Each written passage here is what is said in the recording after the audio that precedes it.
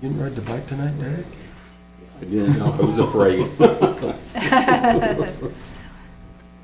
It hasn't been the It's best been of that weather. I've Couple been itching days to ride ago, mine, and I nice. just can't get the right weather. Don't want to be stranded at the council meeting. No.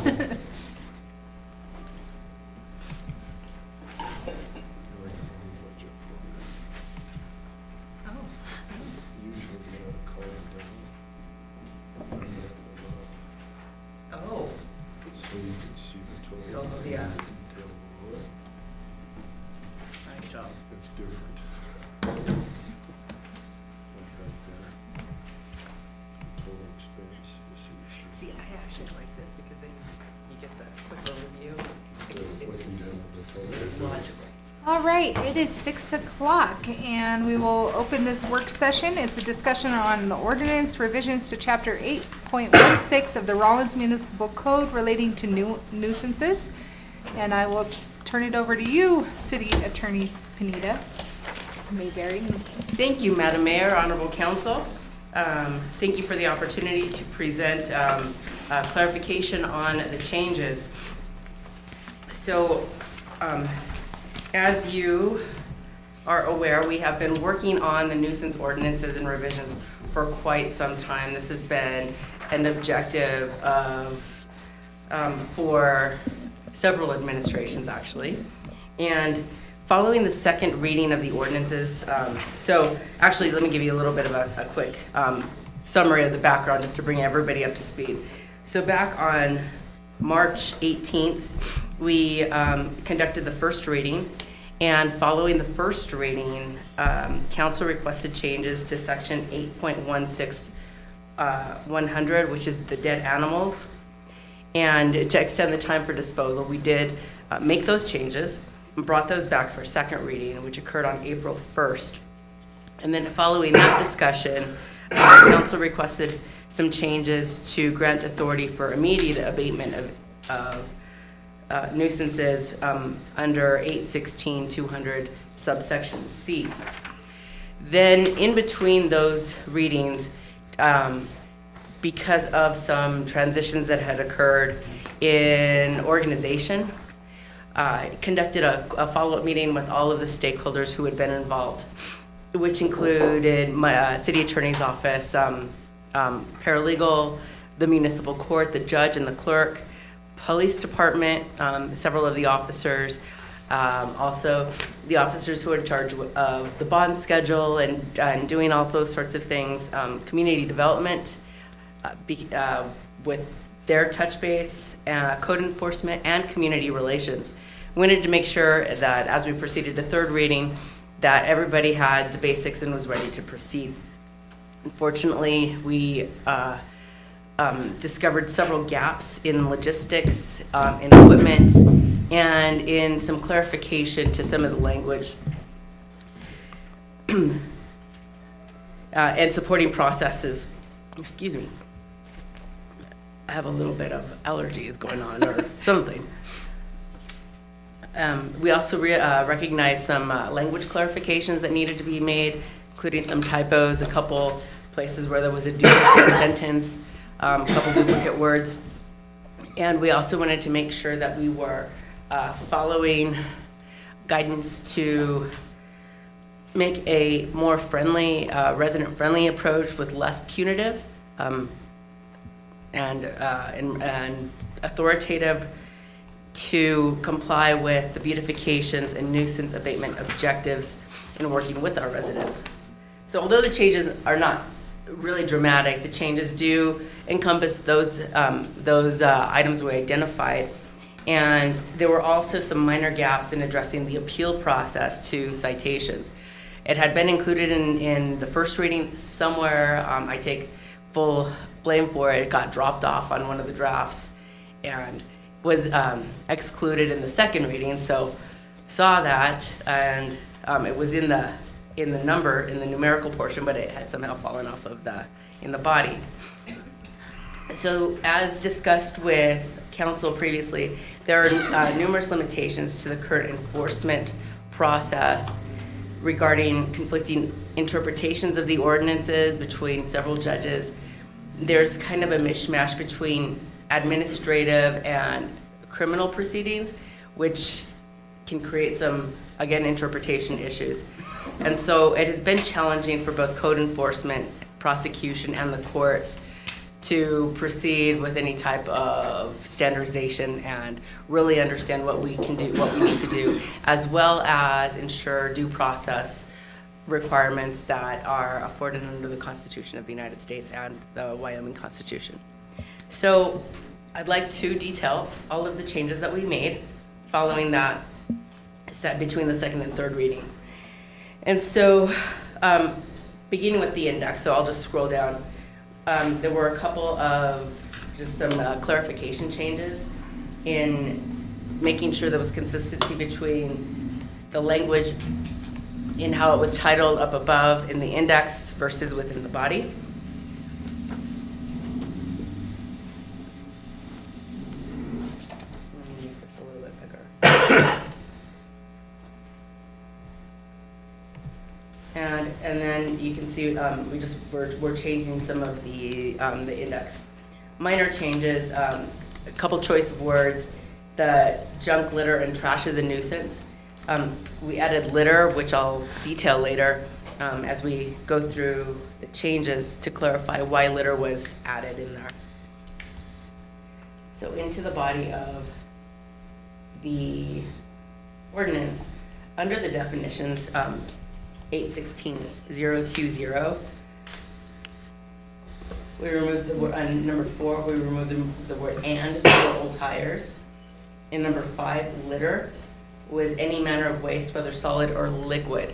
And we removed deposited on the property of another because litter can be found on a person's own property. And so it was just to clarify that.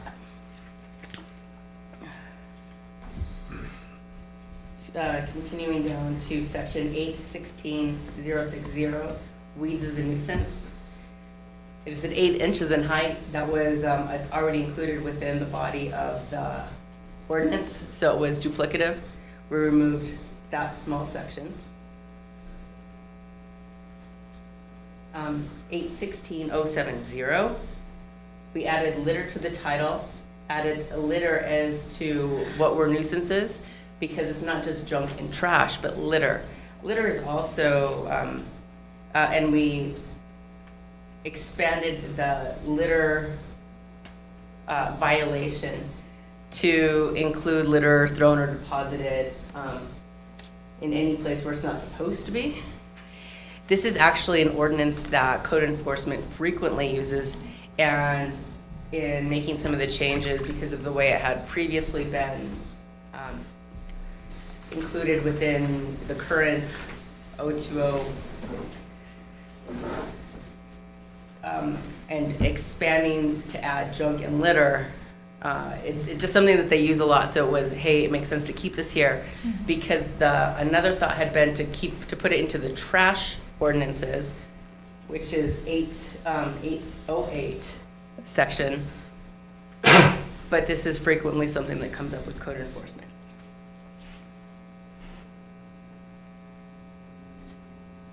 Moving next to 816.150, which is another change that we made.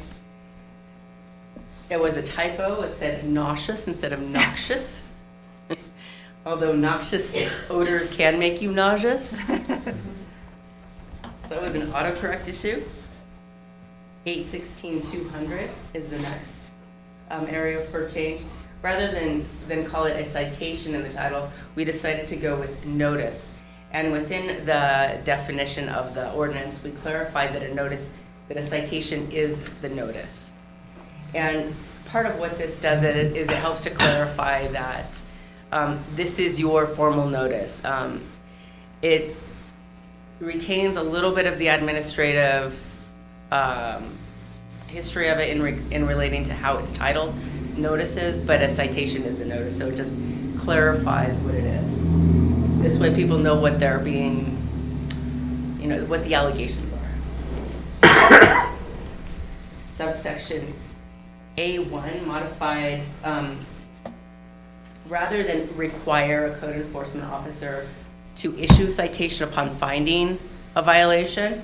This allows the code enforcement officer he may issue a citation. What we're trying to do with the may versus the shall is a requirement. You have to do it. May is, you can maybe do it. This gives code enforcement some flexibility in working with the unique circumstances of the violation. So, violations can take all manner of forms, and the situation of the property or of the individual alleged to have a nuisance situation can vary, and it could be based on any number of things. This allows some discretion on whether, I'm just going to issue a warning for right now, or if it proceeds to a citation.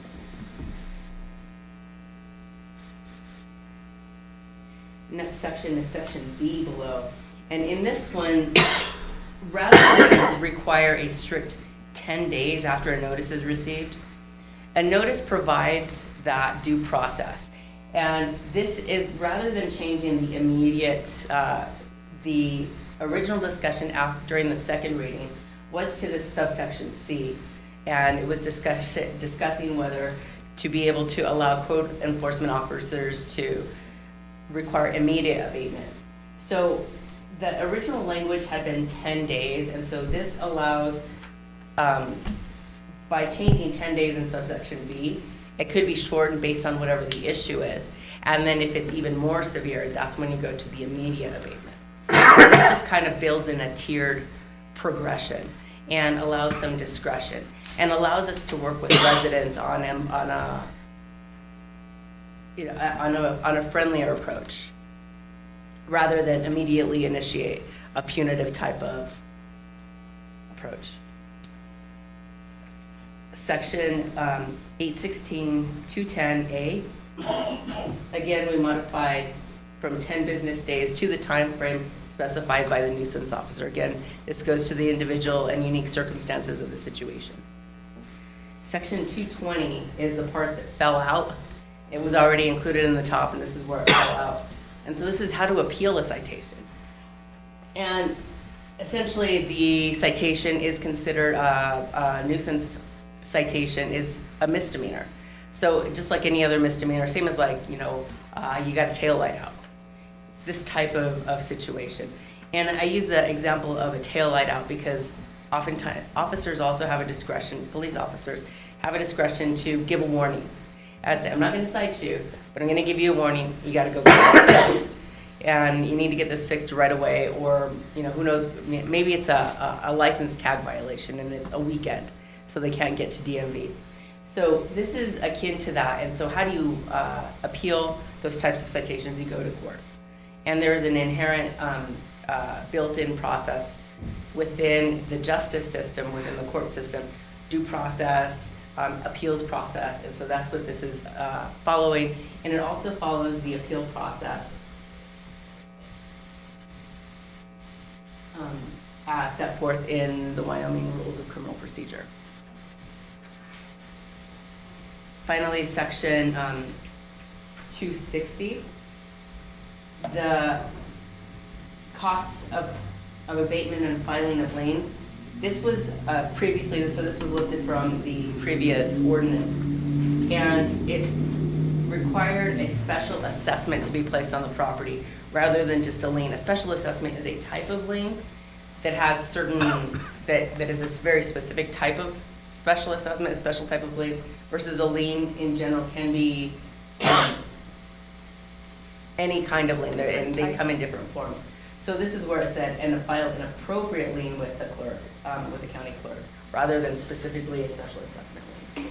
And then just added a little bit of clarifying language that the city may pursue other remedies provided by law that are including but not limited to. So this just expands what the city may do to enforce its rights.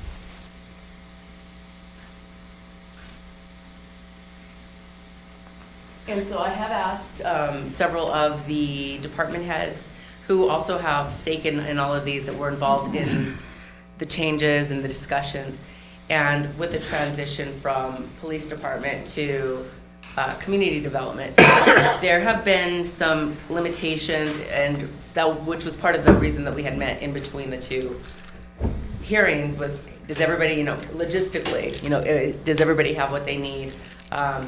What are some, equipment?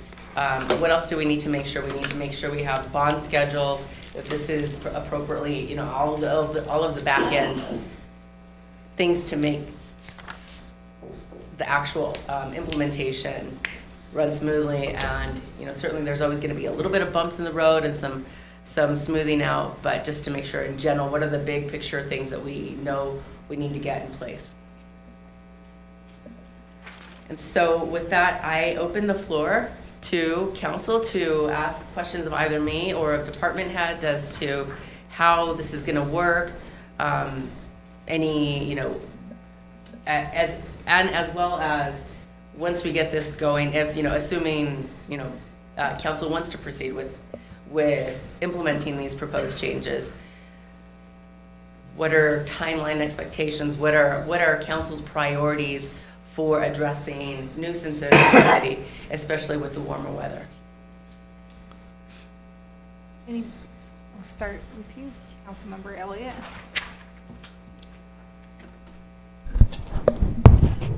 In 816-070, what's the definition of junk? Now, I'll tell you that there's a person in my ward that has called me about a property that has various vehicles on it. And he's saying that those are junk. But the owner is saying that those are of value to him. So what's the definition of junk in this instance?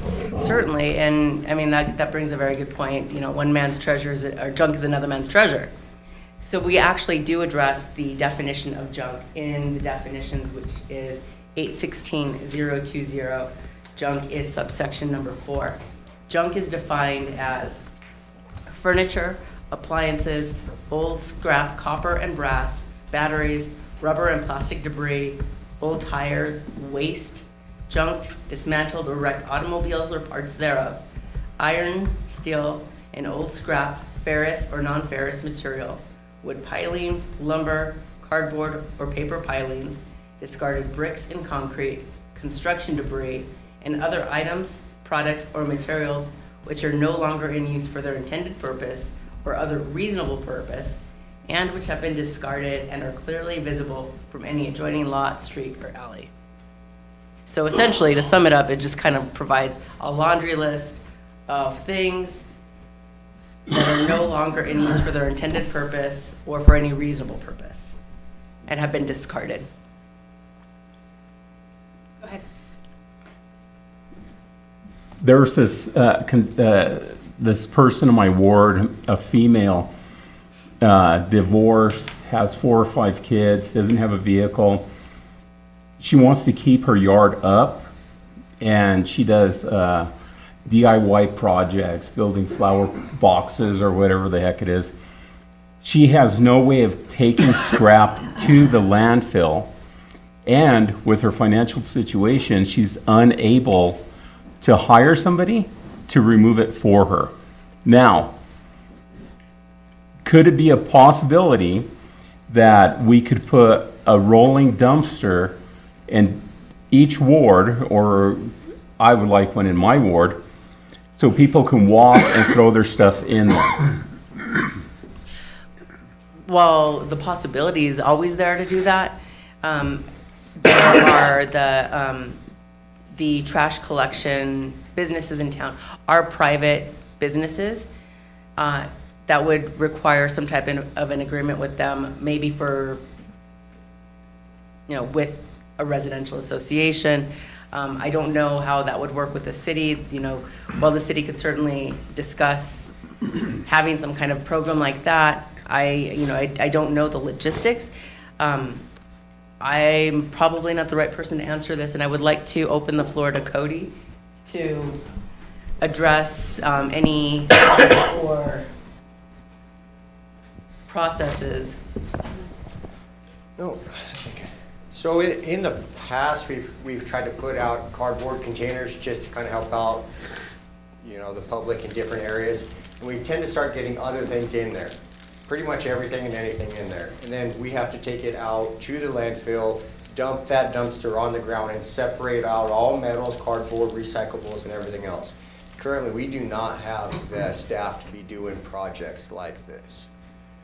So we had to pull back all of our recycle containers because it became an issue of dumping it back out on the ground and separating out all the items and relocating it to where it needed to be. So it became a big hassle for the city staff to take on something like that. People didn't play by the rules. Yeah, I understand that. Thank you. Yeah. I also wanted to clarify in regard to junk. So within residential areas, you know, this kind of means junk in residential areas. However, within Title 19, there are, so zoning, which sets forth zoning. And within certain zones, there different types of businesses and establishments are allowed, such as junkyard, salvage yards, where a collection of these treasures would be allowed. However, they do need to comply with zoning ordinances. Those types of businesses or locations are excluded and prohibited in residential areas. However, in regard to the resident who does do these types of projects, and you know, that would be something for, you know, if she was to be presented with an allegation of having junk, she would be working with the code enforcement officer, and I'm sure that they would be able to come to an agreement that this is not junk, this is art, and there's a rotating basis for how things are present on her property. So it's not, you know, just because I think it's junk, it's going to be there. There's a lot of discretion, and then there's the reality and the facts of wanting to work with residents that do these types of things. Thank you. You're welcome.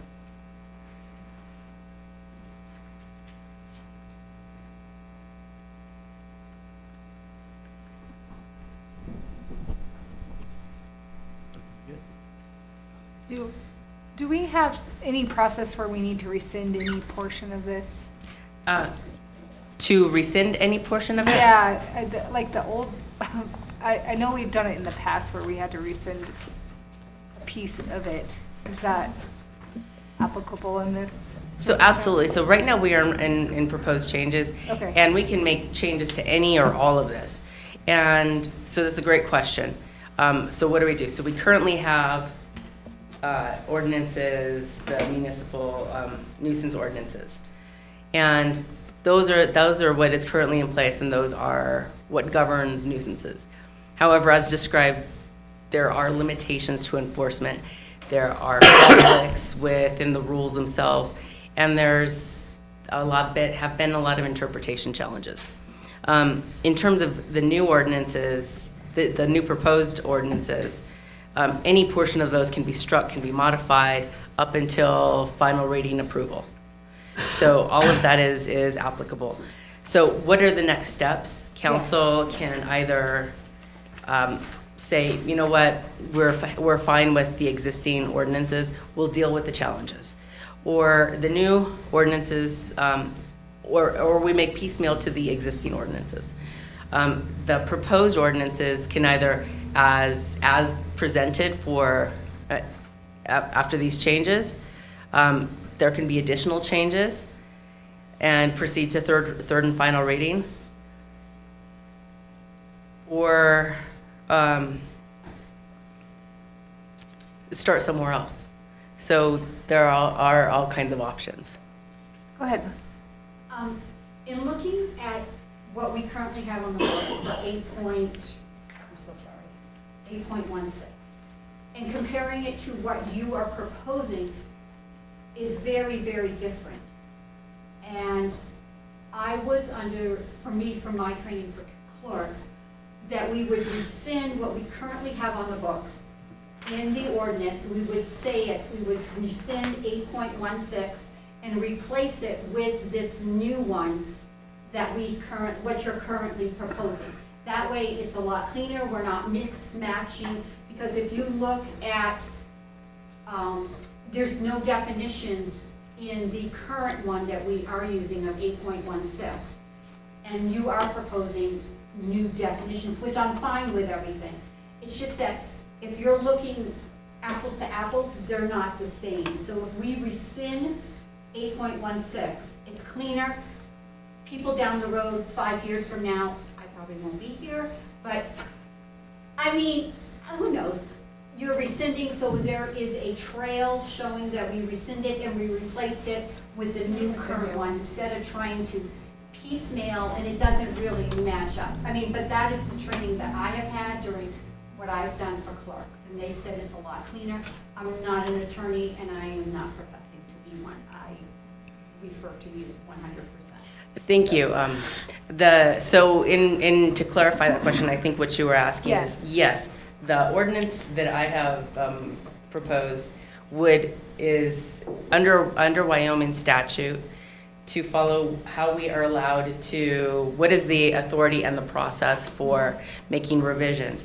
And so the revisions, Wyoming statute 15.1.103A, a bunch of X's and I's and D's, and 15.1.116 allows us to cause revisions to be made of the ordinances.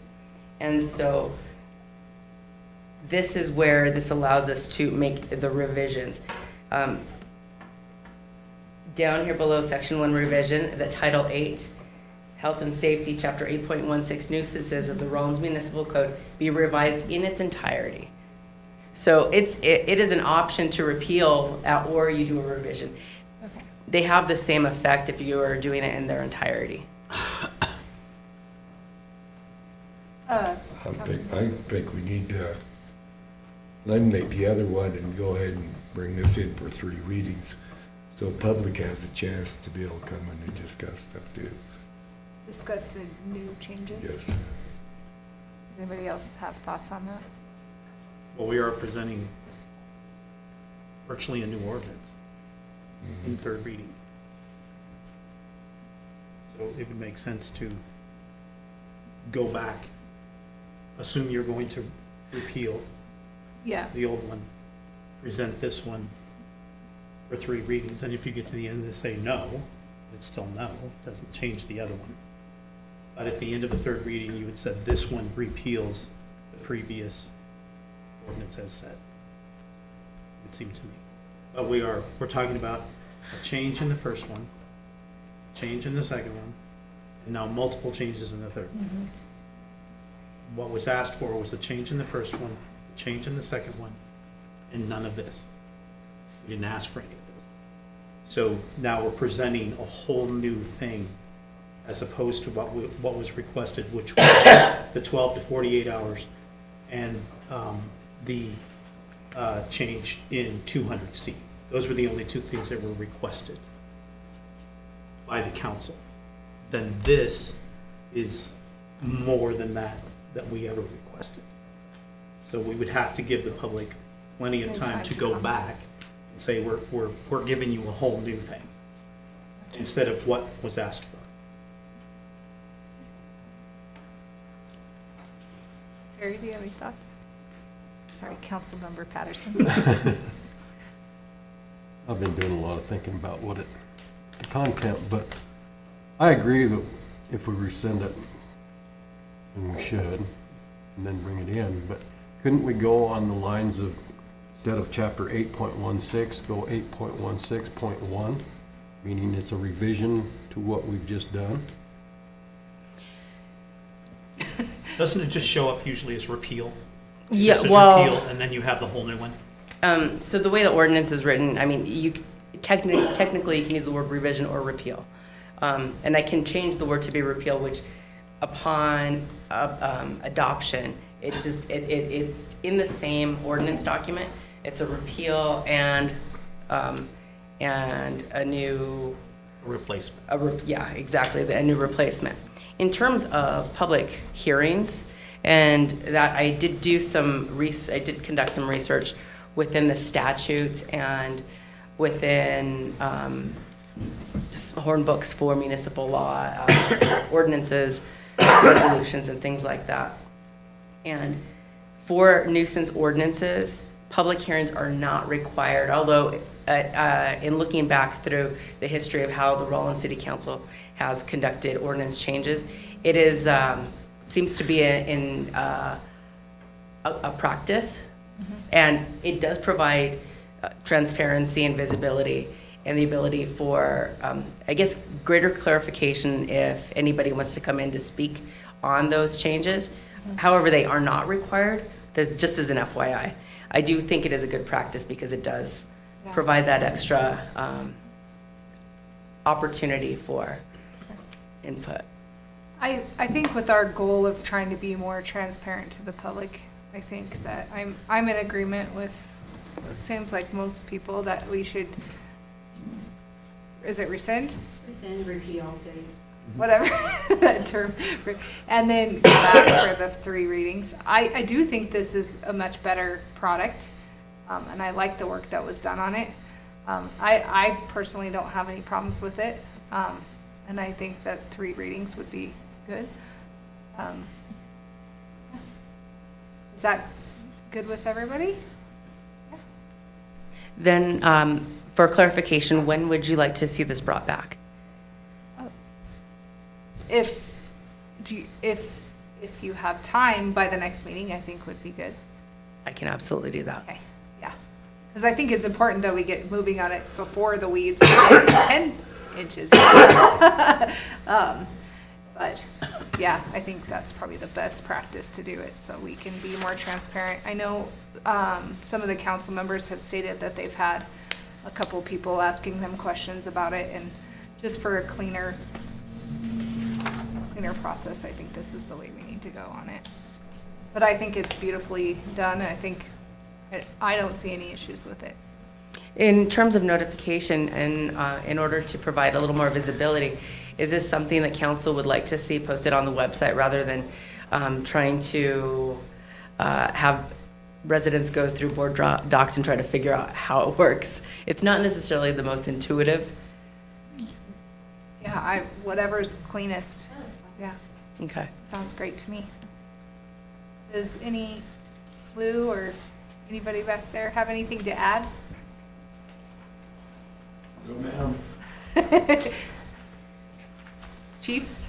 Good, good, great. Awesome.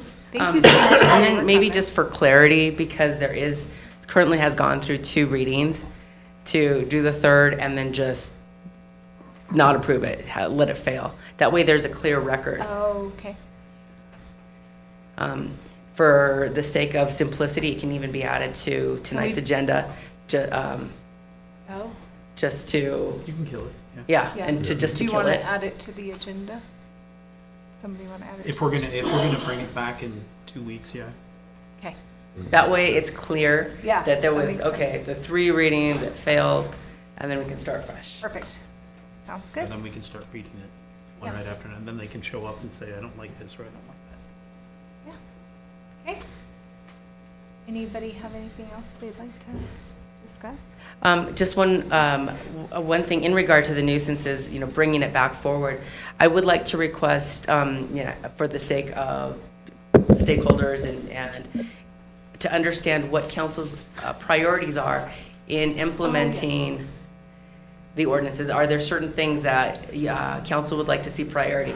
Is it weeds? Is it junk? Is it? We do have limited resources in regard to staff, but so that we can start getting moving on certain things that are priority. For me, I know we've had a couple of complaints about potential junkyards that are popping up around town, so that would be a priority of mine. I know that there's been a few that have been identified, and Tom is aware of the one I'm thinking of on the top of my head. So for me, to resolve some of those issues would be a priority.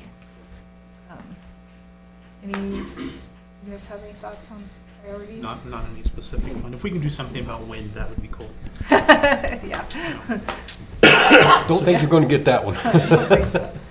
Just because it blows Councilmember trash Elliott? everywhere. We have a concern about weeds on Ward 1. I know the city is short-staffed with the streets department.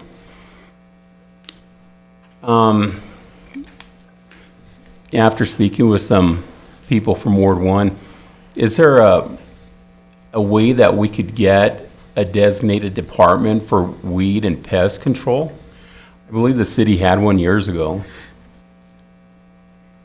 Or if it's a statement, I should say that's what we would like on Ward 1. That's what I'm My, saying. my question would be, is it on their property or is it on city property? It's mainly in the alleys, so it would be up to the residential. And there's also weeds on city property that aren't maintained and on sidewalks. Sidewalks belong to the people that own the house. So then I would say that, Weeds and alleys belong to the house. so I would say that weeds on residential and also weeds on city property. With a department controlling weed and pest, if there is a resident that is unable to do the work and is financially unable to pay for somebody to do their yard work, I think it would be beneficial for the beautification of Rawlins and also to help the citizens. Maybe we could put in an age, or we could put in a disability or something to the effect so that the city is helping the resident maintain their property for the beautification of Rawlins. Just a thought, and we don't have to address it now. Councilwoman Patterson? I would agree with you to a point, but there are at least 2 or 3 people I know, I see it every summer on Facebook, that will do lawns for people for nothing if they can't afford to pay for it.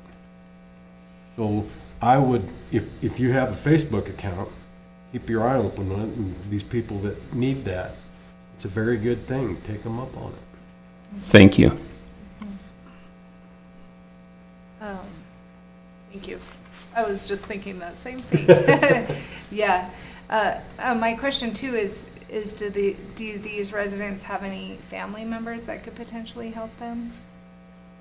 One that I know of that's on a corner, I don't believe they do. It's an elderly couple. But it's worth asking. And I can approach them and ask them.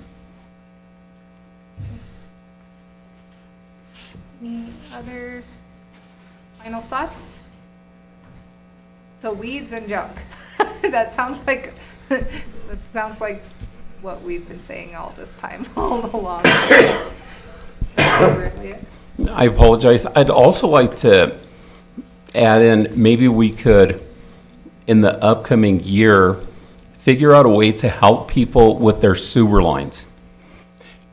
They're costly, right? And I believe, and I've heard that somebody in my ward has a broken sewer line and they let it pour down the gutter. Yes.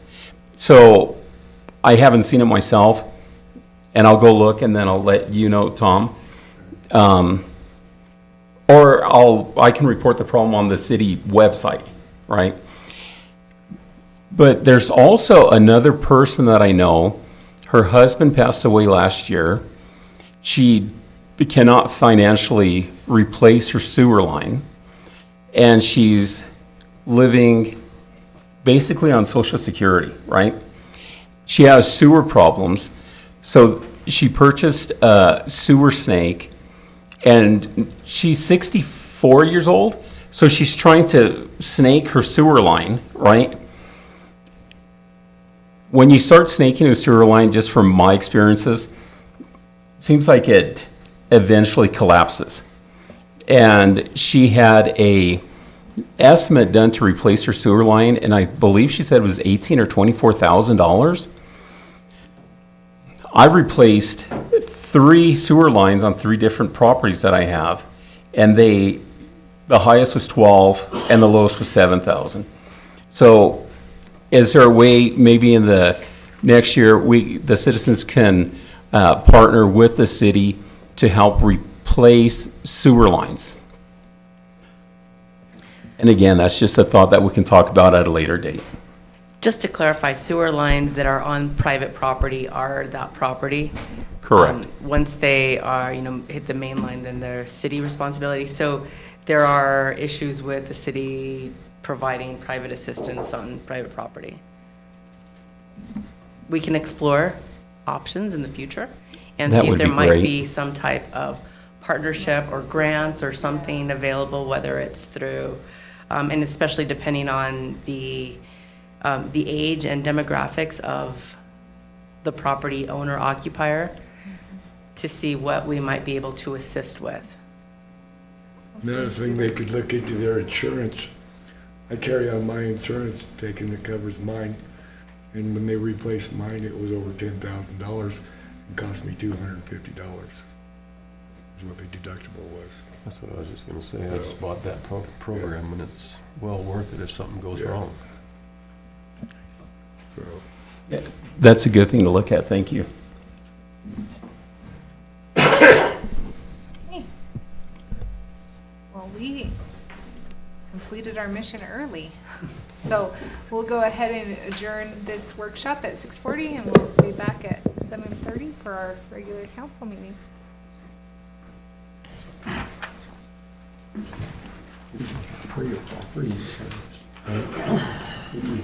State Farm. Yeah.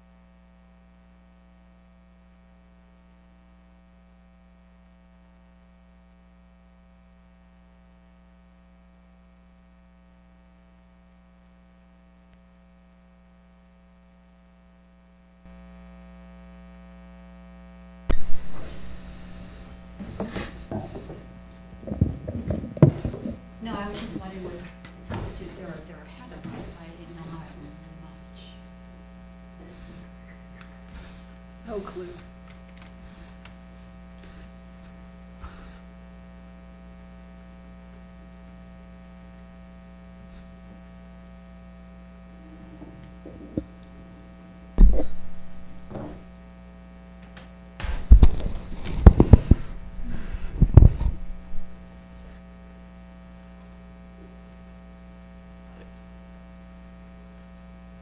One minute.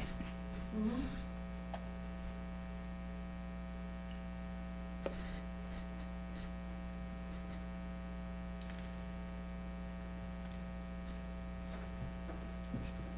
know. I was thinking that earlier. It's kind of weird. I don't know where they went. I think they have a secret. Empty, yeah.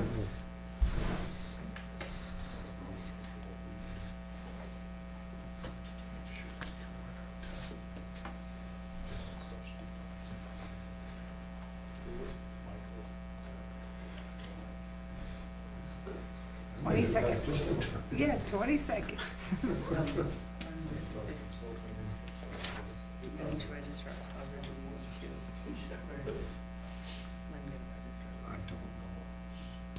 I need to find out. I think she's registering with council. My son's getting married. All right, it's 7:30. I'm going to call this meeting to order. Please join me in the Pledge of Allegiance. I pledge allegiance to the flag of the United States of America and to the republic for which it stands, one nation, under God, indivisible, with liberty and justice for all. All right, Lynn, can you do roll call, please? Madam Mayor Jacqueline Wells, Here. Vice Mayor Darrell Garner, Councilmember Derek Elliott, Here? Councilmember Tanya Lumen, Councilmember Terry Pattison, Here? Councilmember Steve Sanger, Here. Councilmember Bruce Seeloff. Here. Thank you. Okay, moving down to the approval of the agenda. Councilmember Sanger? I move to approve the May 20th, 2025 City Council agenda as presented. Second? Did you want to amend it? Yeah, as presented or amended. I do want to amend it. I would like to move consent agenda item C out of the consent agenda down into what would be unfinished business. No, it would be new business. New business, yeah. And would you like to add the third and final reading? Oh, yeah, we have to do that too. I'm gonna let her finish typing though. You Okay. done?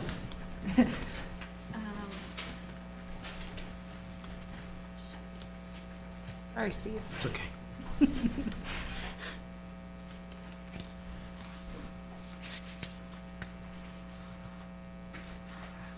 Okay.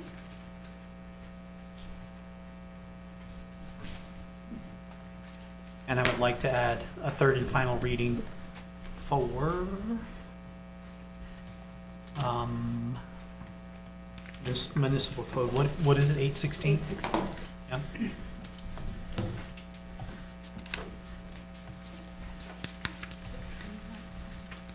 Do you friendly second that? I'll second it again. Thank you. Okay. Any discussion? Okay. Lynn, when you are ready, please open online voting. We'll probably have to refresh, guys. Okay, so first, online voting is open. And then I will move things around after this is closed.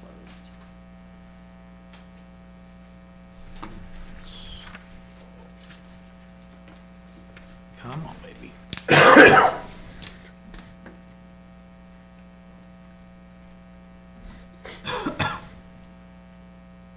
Online voting has closed and motion passes with 5 yeas. Okay, moving down to the approval of the consent agenda. Okay, so if you can hold on 1 second, Oh, let me get sorry. into everything and correct it all for you guys. Sounds good. We'll probably have to refresh after that as well, right? Right. It will pull it, right? It'll pull it out of there. Hold on 1 second. See?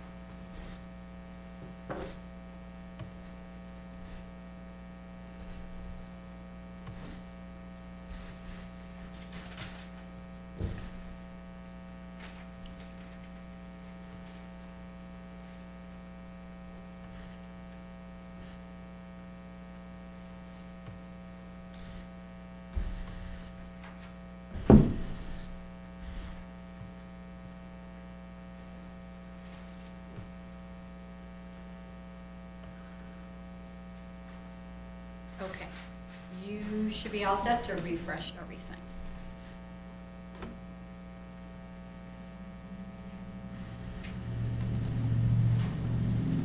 Okay. Now moving down to the approval of the consent agenda. Councilmember Sanger? I move to approve the city's consent agenda of May 2025 as amended. Second. Okay, any discussion? Lynn, will you open online voting, please?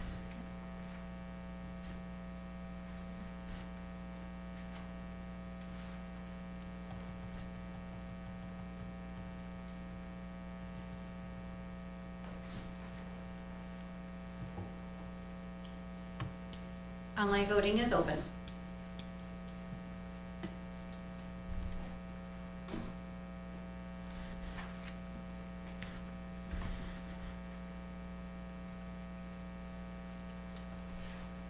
Online voting has closed. The motion passes with 5 yeas. Okay, moving down to a public hearing. This is for an ordinance approving second reading and waiving the reading of ordinance amending Rawlins Municipal Code, Section 1015-070, failure to maintain liability coverage. Is there anybody that would like to speak on this matter? Okay, seeing none, we'll move down to citizens' participation. This is a time set for public comment by resolution number 2C, 1996, sets a time limit for public comment of 5 minutes under the agenda item citizens' participation, with the provision that the 5-minute time limit may be increased at the request of a member of the public or any council members. Is there anybody here that would like to comment on something that is not on the agenda? Okay, seeing none, we'll go down to board appointments and presentations. The first one is a proclamation for Arbor Day. All right. This is for City of Rawlins, Wyoming, proclamation May 31st as Arbor Day, whereas in 1872, the Nebraska Board of Agriculture established a special day to be set aside for planting of trees, and whereas this holiday, called Arbor Day, was first observed with the planting of more than 1 million trees in Nebraska, and whereas the Wyoming State Legislature has adopted an act designating a day as Arbor Day, and whereas it is the purpose of the designation of this day throughout the nation to encourage the planting of shade and forest trees, to encourage the harvesting of forest by approved conservation methods, and to encourage the protection of our forests from misuse that destroys the beauty and utility of the forest as well as their wildlife. And whereas through the cooperation of all residents of the City of Rawlins, the beneficial effects of tree planting can be materially increased, and we can pass on enduring heritage of a vital natural resource to succeeding generations. Now, therefore, I, Jacqueline R. Wells, Mayor of the City of Rawlins, Wyoming, do hereby proclaim Saturday, May 31st, 2025 as Arbor Day in our community, and urge everyone able to do so to observe this day by planting at least 1 tree and by participating in Arbor Day celebration by the city and other sponsors. In witness thereof, I have hereunto set my hand and caused the official seal of the City of Rawlins, Wyoming to be affixed this 31st day of May 2025. And then I just wanted to tell everybody that we have an Arbor Day celebration that's going to be taking place at the Rawlins Rec Center on May 31st. There is an 8 a.m. race that you can participate in. The registration is at the bottom of this handout, and we have the 5K and the 1K starting at 9 a.m. At 10 a.m., tree sales, the bounce house, and food trucks. 11 and 12, flower planting demonstration, and 11:30 and 12:30 pruning demonstration by the Wyoming State Forestry. What time is that last one? 11:30 and 12:30.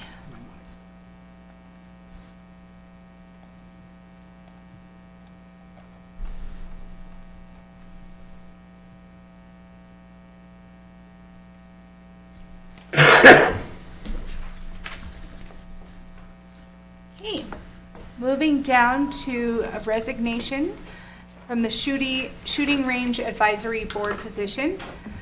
Do I have a motion? Councilmember Patterson. Move to accept David Geyer's resignation from the Rawlins Community Shooting Ranges Advisory Board effective immediately and direct community relations to advertise the vacancy.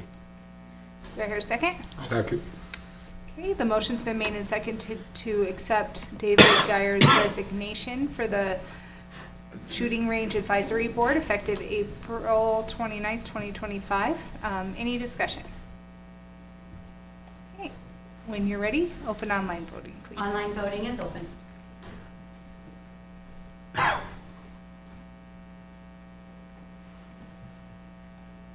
Online voting has closed. The motion passes with 5 yeas. Okay, moving down to reports and information. And we have somebody special here, Sherry Schillinger, to report on the urban systems.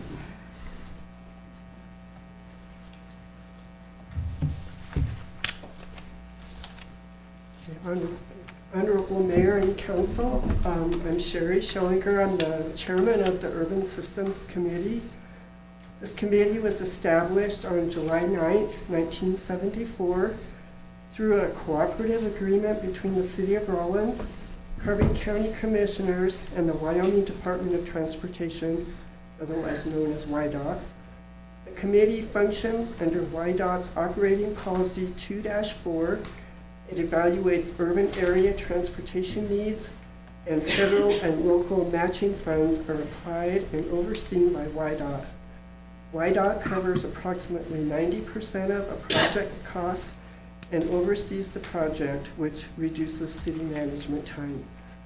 It is a 15-member committee with one non-voting representative. We're required to meet twice per year, but we've been meeting about every 4 months. The purpose of the committee is to evaluate the transportation needs of the urban area, compile a list of potential projects constrained by federal and local matching funds, and submit said list to the appropriate governing bodies for approval. New bylaws were adopted on October 28th, 2024. On March 18th, 2025, Chapter 2.56 of the Rawlins Municipal Code and Ordinance 4-1995 were repealed in their entirety, which allows the Urban Systems Advisory Committee to remain the exclusive under the exclusive authority of WYDOT and not subject to municipal regulations. The previous bylaws were also repealed at that time. So there are 2 projects that we're working on. The first one is the pedestrian underpass. It's federal project B221008 US 287 bypass, North Higley Boulevard. This project has been in the works for at least a decade, with numerous studies and public input throughout the years to determine best option for safe pedestrian crossing of 287 bypass. Ultimately, the underpass was determined to be the safest, least intrusive, and maintenance-friendly option. The committee feels that there is a serious safety issue with children having to cross 287 bypass to get to and from school, and that this project definitely needs to be completed. In July of 2022, a cooperative agreement was signed between WYDOT and the City of Rawlins. The original cost of the project at that time was $1,508,659. And it has an expiration date for the project of August 28th, 2025. The city's original portion would have been $158,341. And under new business later in the meeting, they're going to have a discussion, so I'll let them talk about funding and costs. February 20 of 2024, WYDOT sent a letter to the city informing of a 10% increase in our federal allotment. So every October 1st, the city will receive $155,851 a year, and these funds are currently obligated by the Urban Systems Committee to the pedestrian underpass project. November 14th, 2024, WYDOT concurs with city's request to borrow against fiscal year 2026 urban funds allotment. December 17, 2024, a work session was held on the pedestrian underpass, and Cody Dill, the Public Works Director, and Jake Long, the YDOT representative, gave that. YDOT allocated an additional $400,000 of their enhancement funds because they are just as vested in this project as we are. And I want to give a huge thank you to YDOT for that contribution. If this project can't be completed, the city will still have to pay approximately $160,000 for work that YDOT has rendered thus far. February 17, 2025, a special council meeting was held regarding estimated construction costs from the first bids. Council denied the motion to accept the bid, and the project will be rebid in the future. Our second project is the 6th Street Bridge. This project is not funded by Urban Systems funding. Aaron Spenny is the YDOT project manager. The last work on the bridge was in 2006. And according to the April 2022 minutes, it stated that the 6th Street Bridge is in critical condition and in need of repair under the federal bipartisan infrastructure law. These federal funds are to be used on local government-owned bridges. However, these funds are set to expire in 2027. The federal bipartisan infrastructure law dedicated $45 million per year for 5 years to the state of Wyoming to replace or rehabilitate bridges in poor, severe, or critical condition. The South 6th Street Bridge has been identified to be replaced or rehabilitated per the YDOT letter dated March 8, 2022. The estimated cost of this project would be $2.3 million with 10% city matching funds. At the February 24th, 2025 meeting, it was reported that there are 4 Carbon County Bridge replacement projects that YDOT is currently working on, and that a new agreement is needed for the 6th Street Bridge to try to cut costs by doing work in-house. The project could be let for bid by 2027. The next Urban Systems meeting is scheduled for Monday, June 16th at 1 p.m. in the City Hall basement. Thank you, Sharon. Is there any questions? Have a token of thank yous. Okay. All right, thank you. Yes. Does anybody have any questions? Thank you, Sherry. Yeah, you're welcome. Thank you so much for Okay. coming. Okay. Moving down to city manager and staff reports. Manager Tom Sarby. Thank you, Madam Mayor and honorable council. It's a privilege to be with you tonight. I have several dates for council to consider for events and different things that I will run through with you tonight so that you're aware of the different things that will be happening. So our city hall offices and our facilities, including landfill, recycling, recreation center, animal shelter, will be closed Monday, May 26th in observance of Memorial Day. Rochelle Ranch Golf Course will be open at its regular hours for those that like to golf. So, along those lines, our recreation center operating hours have changed now that we're into the spring, going in towards summer. So the hours will be Monday through Thursday, 5:30 a.m. to 8 p.m. Fridays will be 5:30 to 6, and Saturdays will be from 7 a.m. till 3 p.m., and then they'll be closed on Sundays. So those will be the hours. Now for May 24th, this upcoming weekend, the recreation center will be open from 7 until noon on Saturday, and then closed on Saturday because of the holiday weekend.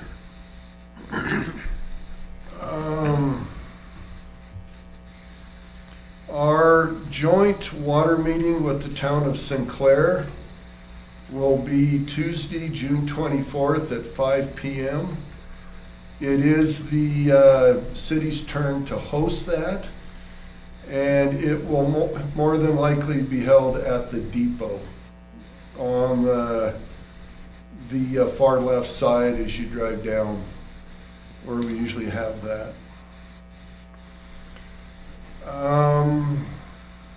Music in the Park will be starting Thursday, June 19th at Washington Park.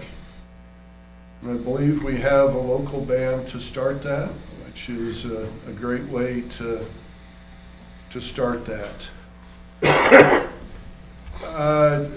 Tomorrow night, Wednesday, May 21st, is the Carbon County Council of Governments meeting, and that will be held in encampment at 6 p.m. I do not have the location within encampment. Which building? I believe it's the Opera House. Is it the Opera House? I didn't receive it, so Yeah, Travis sent it to me. I'll double check for you guys. Okay. Our Oh, I'm sorry, it is at the Encampment Town Hall, town hall. 614 McCaffrey Avenue. Okay, that's at 6 p.m. Our splash pad is scheduled to open on May 30th. Of course, that's weather permitting. On that, a reminder that the Wyoming Association of Municipalities will be held June 11th through the 13th, and that'll be in Cheyenne. Lynn is making those arrangements if you have not already made the arrangements and would like to attend.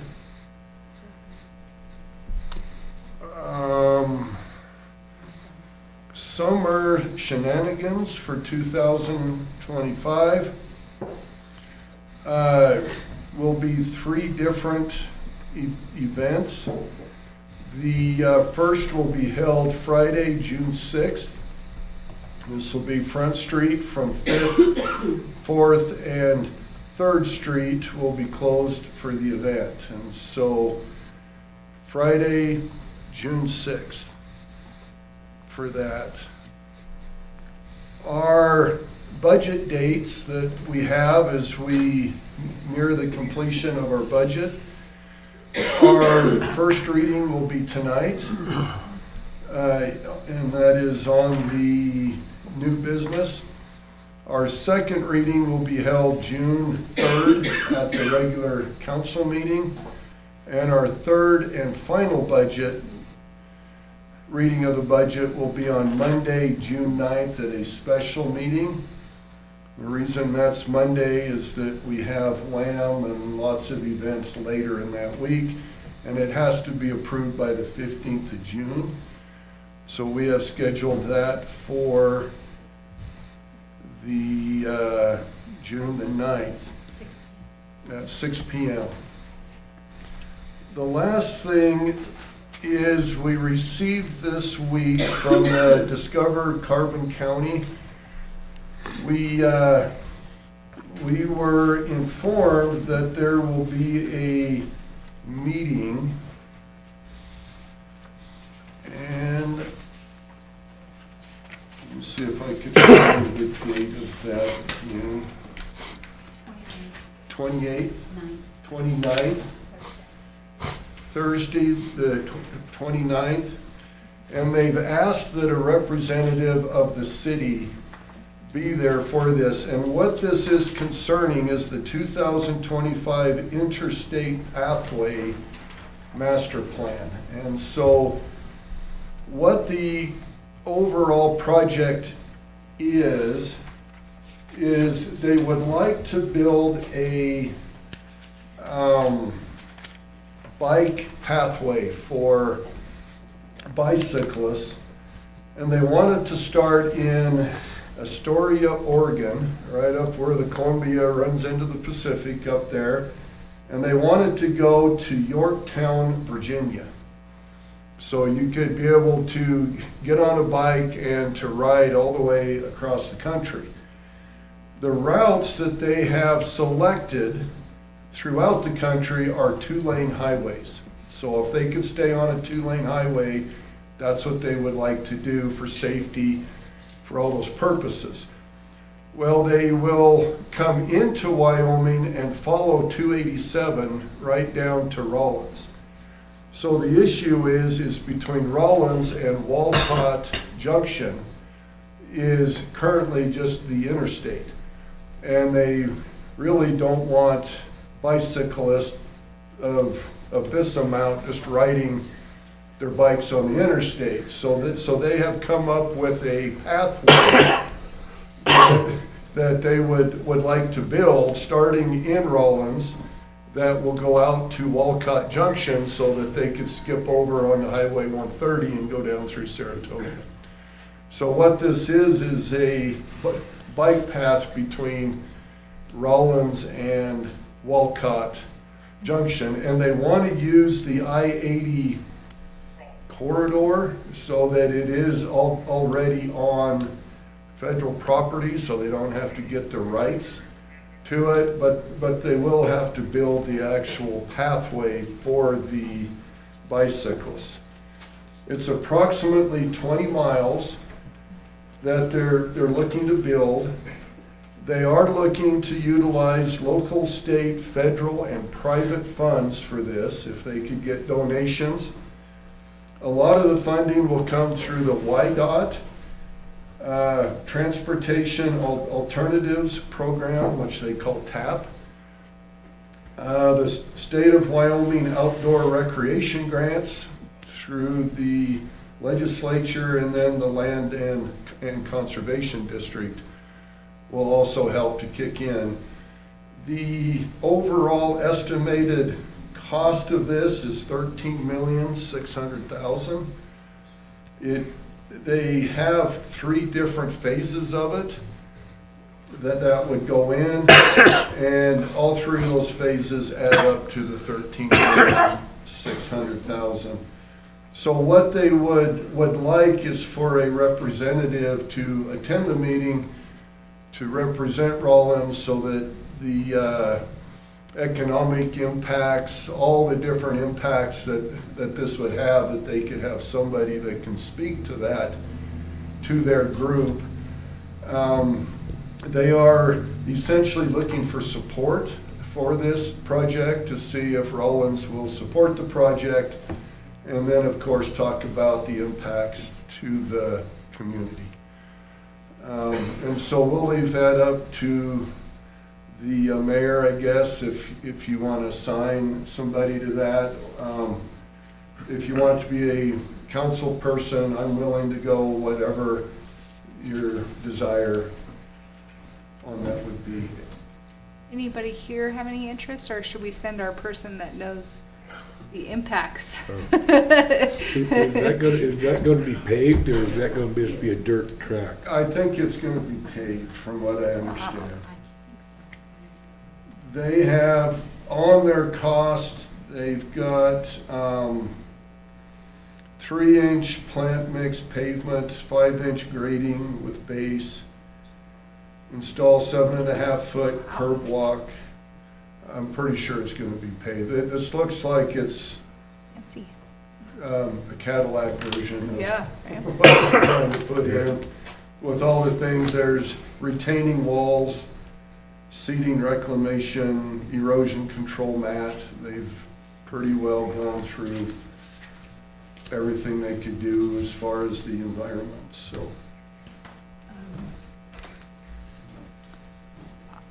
I would suggest you go, Tom, if you're good with going. Okay, 'Cause I'm I think fine you with would- going. I think you would know the impacts the best out Okay. of all of us. No, I'm happy to go and then Yeah. report back, but we just received this like a couple days ago, and it's within the next council meeting time frame to Sure. attend, so. So anyway, I will do that, and that's my report. Thanks, Tom.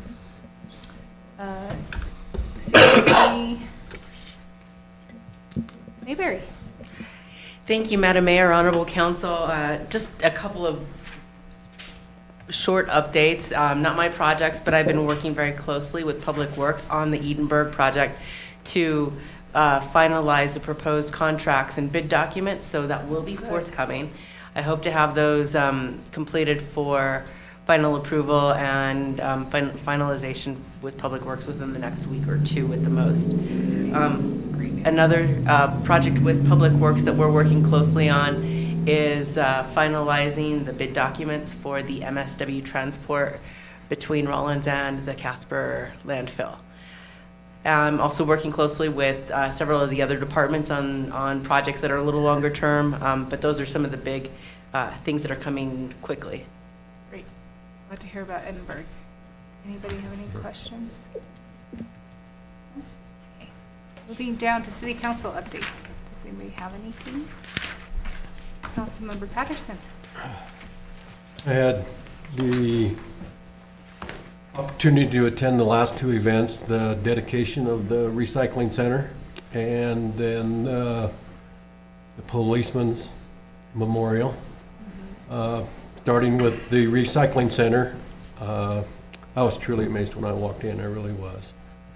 But I was introduced to a gentleman from Saratoga, and we had a fairly good conversation, and he just wanted me to convey that Saratoga is very impressed with the way we did what we did and how it went through its process. So, and the other thing I wanted to say is I want to thank Rick Hooper for giving us a tour of the police station and the dispatch center. It was very informative. It was. I didn't have any idea that was. And Katrina James, she took me down into the downstairs of where the old jail cells were, and I hadn't seen those in probably 50 years. So it was quite nice and a very good ceremony. Thank you, Councilman. Lieutenant Weaver did a great job, and so did everybody else that was involved. Anybody who wants to, any of the council members that want to come to the police station and see anything of that, you're welcome anytime. And they also offered me a ride-along at any time, so any of you, I'm sure they'd extend that as well. Yes. Councilmember Sanger? So you've seen the jails before? Not in them, not from behind them. I don't look good like behind those bars. I thought we needed clarification. Okay.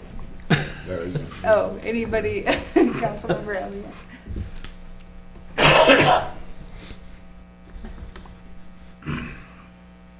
Yeah, from Ward 1, I spoke with some of the people from Ward 1.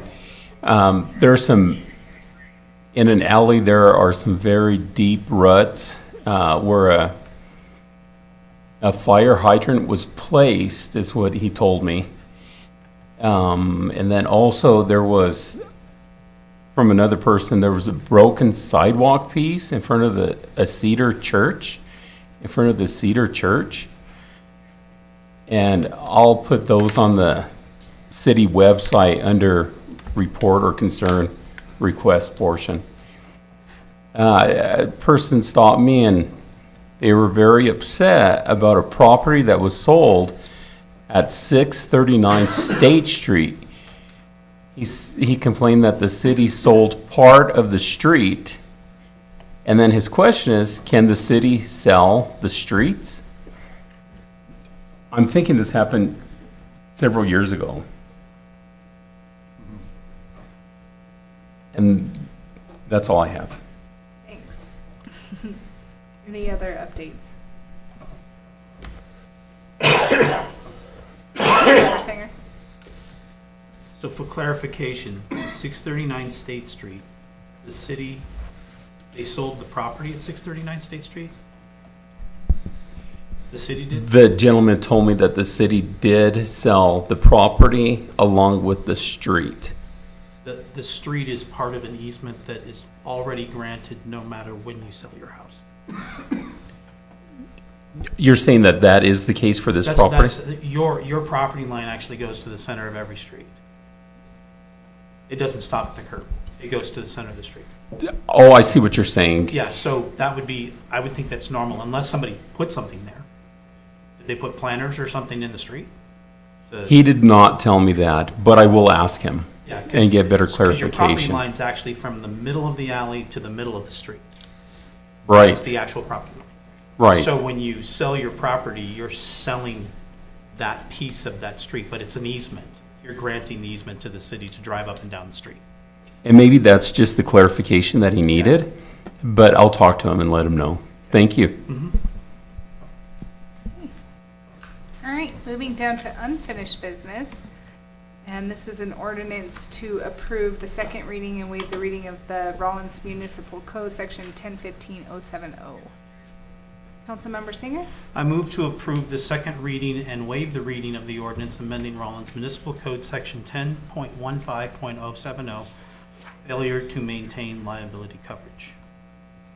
Second. Okay, the motion's been made and seconded to approve second reading and waive the reading of the ordinance amending Rawlins Municipal Code, section 1015-070. Any discussion? Councilmember Singer? So I have a concern with this. Every roadway in Rawlins, Wyoming has state statute that controls what happens on that roadway, so that the highway patrol, the county sheriff, and the police department should be equally applying the laws the state requires. We're adding to the law the state requires without being able to extend to the sheriff's department or the highway patrol the ability to enforce that ordinance. They don't get that. So we're applying unequally law within the state. Spruce is a highway. Cedar is a highway. Third's a highway. We're applying that to those roadways? This, just like any other ordinance, we have the ability to apply home rule and to make our own local ordinances stricter than state statute. And with this, the distinction between this and the state statute, the reason we didn't just adopt state statute is because the language of the state statute has other language that relates to the assessor's office and things like that, for which we have no jurisdiction. So you are correct that any law enforcement officer that has the jurisdiction and authority to issue citations within the city of Rawlins can do so. However, they would apply state statute because they can't write a ticket into municipal court. This is strictly for writing into municipal court. But that's an unequal application of the state law on a state highway, No, because they can't enforce our law on their roadway. they can enforce the state law. Correct, that's what I just said. So I what just said that. this is doing is, to clarify, is because the statute has language that applies to the counties, which are, as a municipal agency, we do not have authority or jurisdiction to enforce the state requirements to go to the county assessor's office. We can't do that. We have no teeth. So this is tailoring this statute to the city so that our local law enforcement officers can apply the insurance statute and is tailored to our city to ensure that all drivers have liability coverage. So there's nothing unequal about it. It is the same thing. It is just remove the language that we don't have any teeth to enforce with the assessor's office, and we can only apply fines up to $750, not to $1,500. So it's tailoring this to fit our local limitations. This is common everywhere in the state where they have special insurance requirements, ordinances. Anytime we step outside of what the state statute is, that means that someone coming from Rock Springs that where they don't have this application and they're driving on our roadway, they can be stopped by our local police for this particular problem.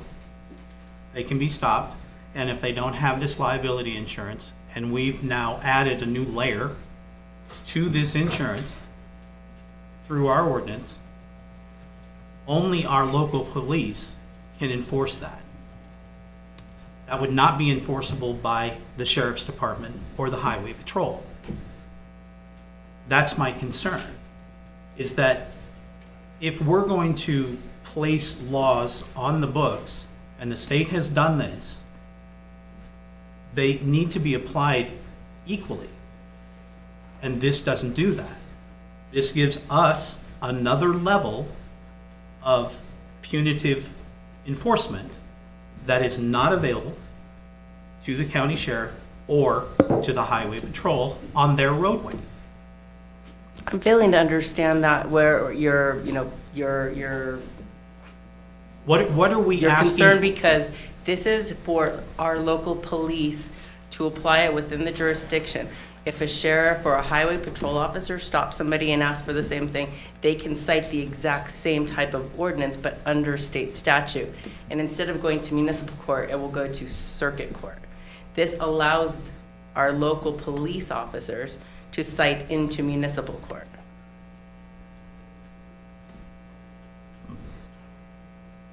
I'm just not comfortable with this. Chief, do you have anything to add? I was just going to say that, Councilman Sanger, I think I understand what your concern is. The same could be said of all city ordinances. No other law enforcement has jurisdiction to cite any of our city ordinances other than the Rawlins Police. We are talking about roadway incident. Correct. We're not talking about whether or not my trees are too long. We're not talking about whether or not my grass is incorrect length.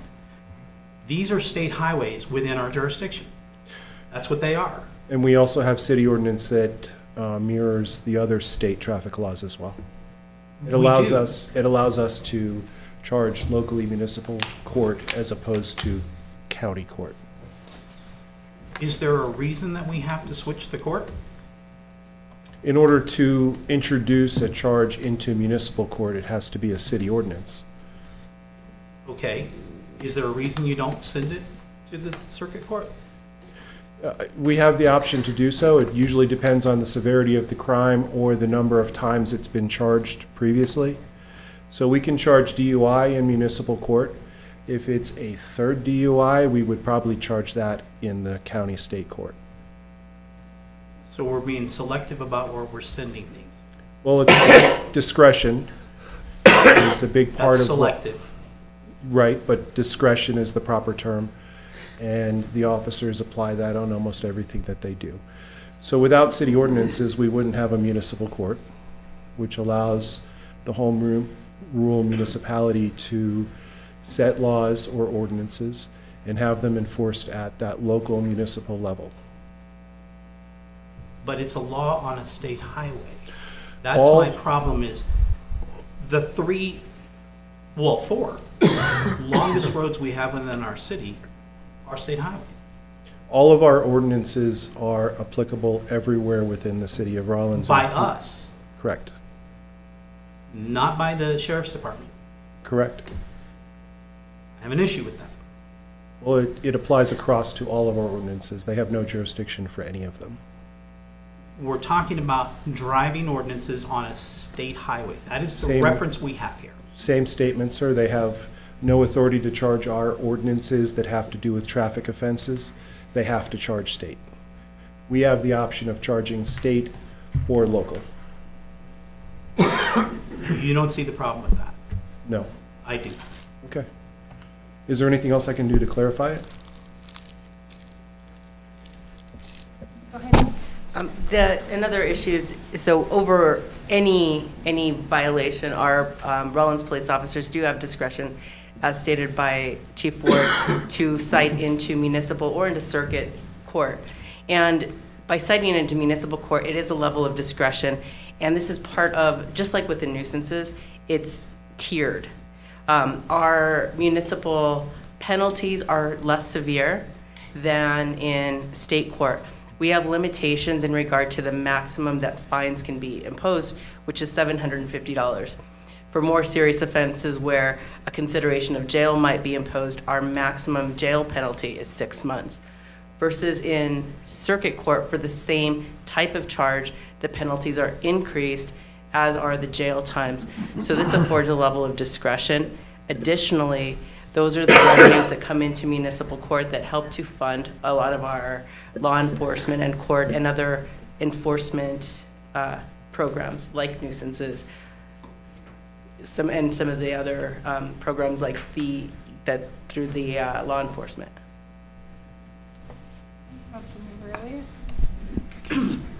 By passing this and it going into municipal court, then we would benefit financially from that if this is passed. Thank you.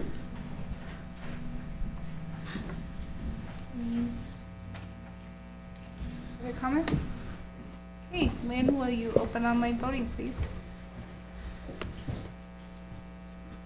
Online voting is open.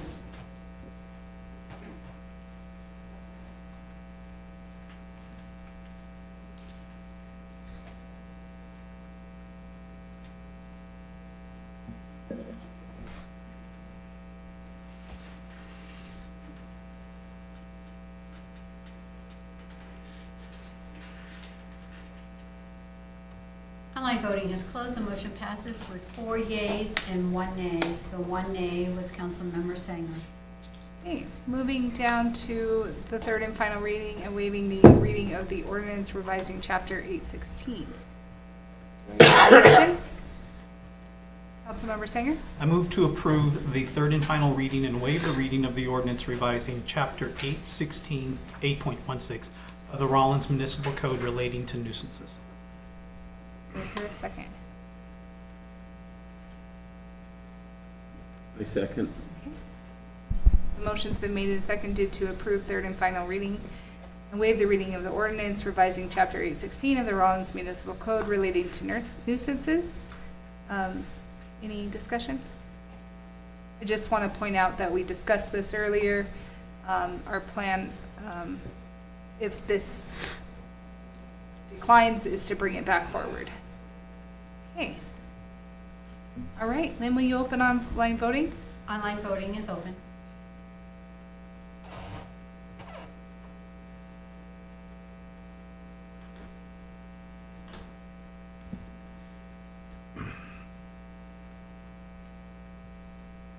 Online voting has closed. The motion fails with 4 nays and 1 yay. The 1 yay was Councilmember Pattison. Okay, moving down to new business, to approve some minutes of May 6th, the regular city council meeting. Do I hear a motion? Councilmember Sanger? I move to approve the minutes of May 6, 2025 regular city council meeting as presented. Second. Okay, the motion's been made and seconded to approve minutes of May 6, 2025 regular city council meeting as presented. Do I have any discussion? Then will you open online voting, please? Online voting is open.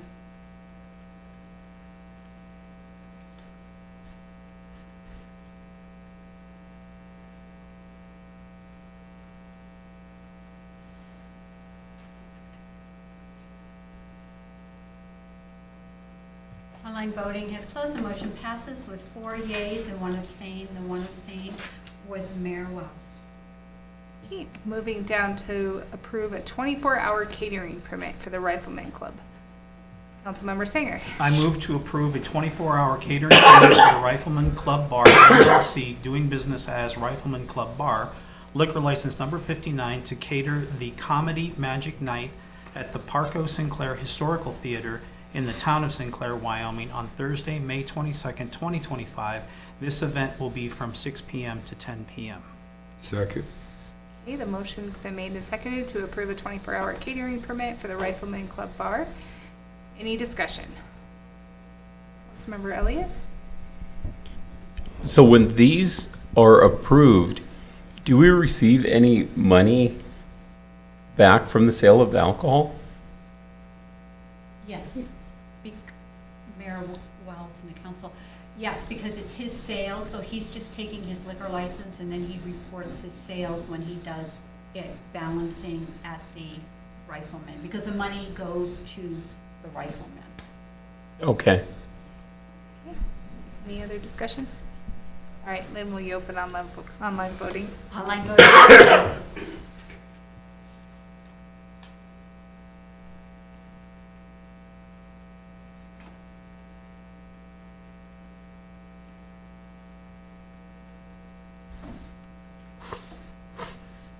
Online voting has closed. The motion passes with 5 yeas. All right, moving down to approve another 24-hour catering permit for Christie's Inc., doing business as Michael's Big City Bar and Grill. Councilmember Sanger. I move to approve a 24-hour catering permit for Christie's Inc., doing business as Michael's Big City Bar and Grill, liquor license number 91, to cater Stillhouse Blues Band concert at Parco Sinclair Theater at the town of Sinclair, Wyoming on Saturday, May 31st, 2025. This event starts at 7 p.m. Second. Okay, the motion's been made and seconded to approve a 24-hour catering permit for Christie's Inc., doing business as Michael's Big City Bar and Grill. Any discussion? Okay, Lynn, will you open online voting, please? Online voting is open.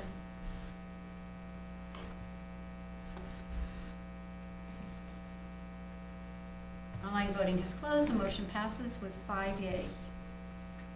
Okay, moving down to approve the Wyoming Association of Municipalities voting delegates for the 2025 WAM Summer Convention business meeting.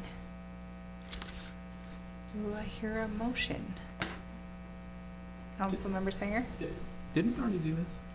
We did, but they didn't qualify because, So Madam Mayor and Yeah. Council, so we approved this back in November of last year, and because they were gonna have it in January at the meeting, at the winter meeting, but they opted to move it to their summer meeting, so they moved it to this one, and then they stated that because I had filled out the form, it needed to be on the new form, and I had to have new voting. Because on the form, it states when the council approved it. So, if you look, yeah, so WAM is requiring that we do an updated one. If you look at this new updated one, it says right there, it has that, if you scroll down, it says, right, can you go back up, just, it says the date it was approved at city council. So I can't use November, I have to use a current one between, yes, so that is the long of it, sorry. Who were they? Who were they? So Who originally. were the two that we chose? The first one was Tanya Lumen, Councilmember Lumen, and then the alternate was Councilmember Sanger. And those are the ones who are on BoardDocs, which is right up there on the screen. Those are the 4 council members who are attending. Okay. So, you can do whatever your wish is. I just don't know about Councilmember Lumen. She is going, I don't know if she still is interested. That's something, I'm assuming she still would like to be it. I think she would still be fine. I'm burying her anyway. Okay, All right. Councilmember Singer. I move to approve Tanya Lumen as the voting delegate for the 2025 Wyoming Association of Municipalities Summer Convention Business Meeting held on Thursday, June 12th, 2025 in Cheyenne, Wyoming. Second.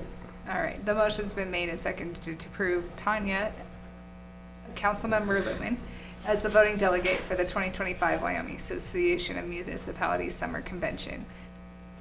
Any discussion? Lynn, will you open online voting? Online voting is open.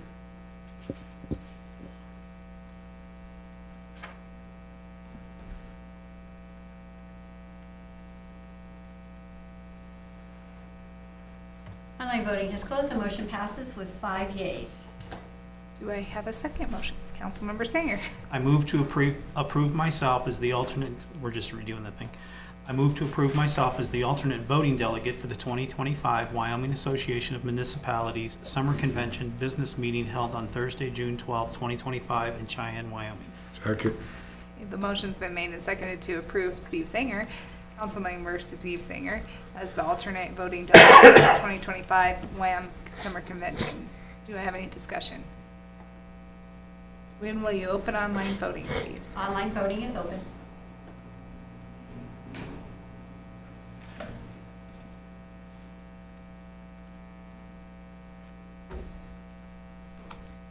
Online voting has closed. The motion passes with 5 yeas.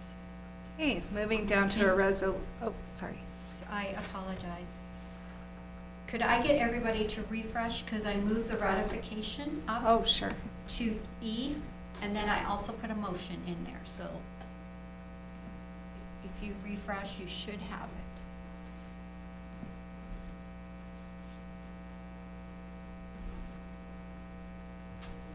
Yes, okay. Is everybody good? Okay, moving down to Thank you. the ratification of a memorandum of understanding between the City of Rawlins and the Town of St. Clair Police Department regarding impound and shelter services at Rawlins Rochelle Animal Shelter. Do I hear a motion? Councilmember Singer.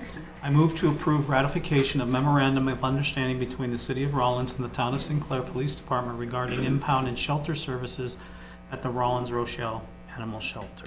Do I have a second? Second. Okay, the motion's been made and seconded to approve ratification of an MOU between the City of Rawlins and the Town of St. Clair for the impound and shelter services. Any discussion? Councilmember Singer? So the concern I have here is that there's dollar amount agreements within this MOU, and those dollar amount agreements have to come before council before the fact, not after the fact. So I'm concerned that we entered into an agreement with Sinclair before we knew what the agreement was, and now we just have to now agree to it. That's my concern. Any other discussion? Councilmember Elliott? Councilmember Sanger, where are you seeing the fees at? They're in the shelter MOU down at the bottom, the PDF. On which page? They're on. Oh,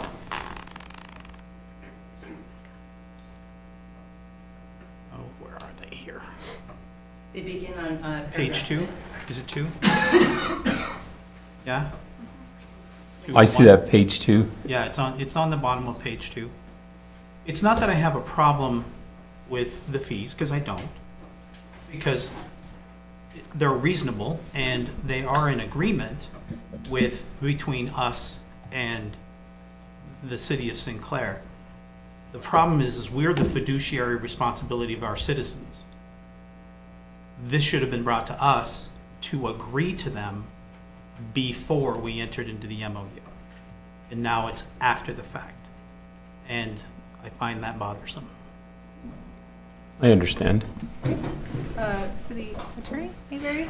Madam Mayor, Honorable Council, the fees are in alignment with, my understanding is the fees are in alignment with the prior resolutions by council regarding the fee schedule. So these are in alignment with the animal shelter fees when they were increased, I believe it was in January, or whenever they were recently revised. And you are correct, according to Wyoming statute, it is 16.105 joint agreements between two or more agencies are to be brought before council. In regard why this wasn't brought forward, I believe it was just an inadvertent oversight. Councilmember Singer? Is this the same exact form that we had before? From beginning to end, it's the same exact form? That we had in agreement with? Was Sinclair doing this before? Yes, and actually Is this the same form? There have been modifications due to some of the concerns that were existing regarding the pricing, so the amounts have changed. There were also additional revisions regarding who would pay for fees if, for example, if a stray dog was picked up after X amount of time, then if the animal wasn't claimed, then the other participating agency would pay for those, would cover those costs. The same thing with any emergency medical care, and then also additional requirements that if the other partner agency knew of any issues with that animal, behavioral or otherwise, that they needed to be disclosed to the Rawlins Animal Shelter for any number of reasons, health, behavioral, safety, et cetera, and that this also granted the Rawlins Animal Shelter the option to decline to house that animal. Councilmember Singer. So we can see the problem here. We do not have the original agreement in front of us. We don't have the changes in front of us, and we did not have an opportunity to agree or disagree with the fees, which is our job. That's our job. And we were completely bypassed in this process, and I'm not happy about it. This is not the way we do business. Her name should be on this document, not your name and not Daria's name. Her name should be on this document. Councilmember Elliott. I believe if this is approved, it could set a precedence that other MOUs could be signed with other entities. Is that correct? The problem is not the, sorry, Madam Mayor. The problem is not that it's the method that was used. You are the responsible party. You are the elected official, not her. That's what I'm agreeing with you with. So for me, the problem here is there's changes in this. Do you know what they are? I do not. That's why I think this could Do you know what the fee be. schedule was?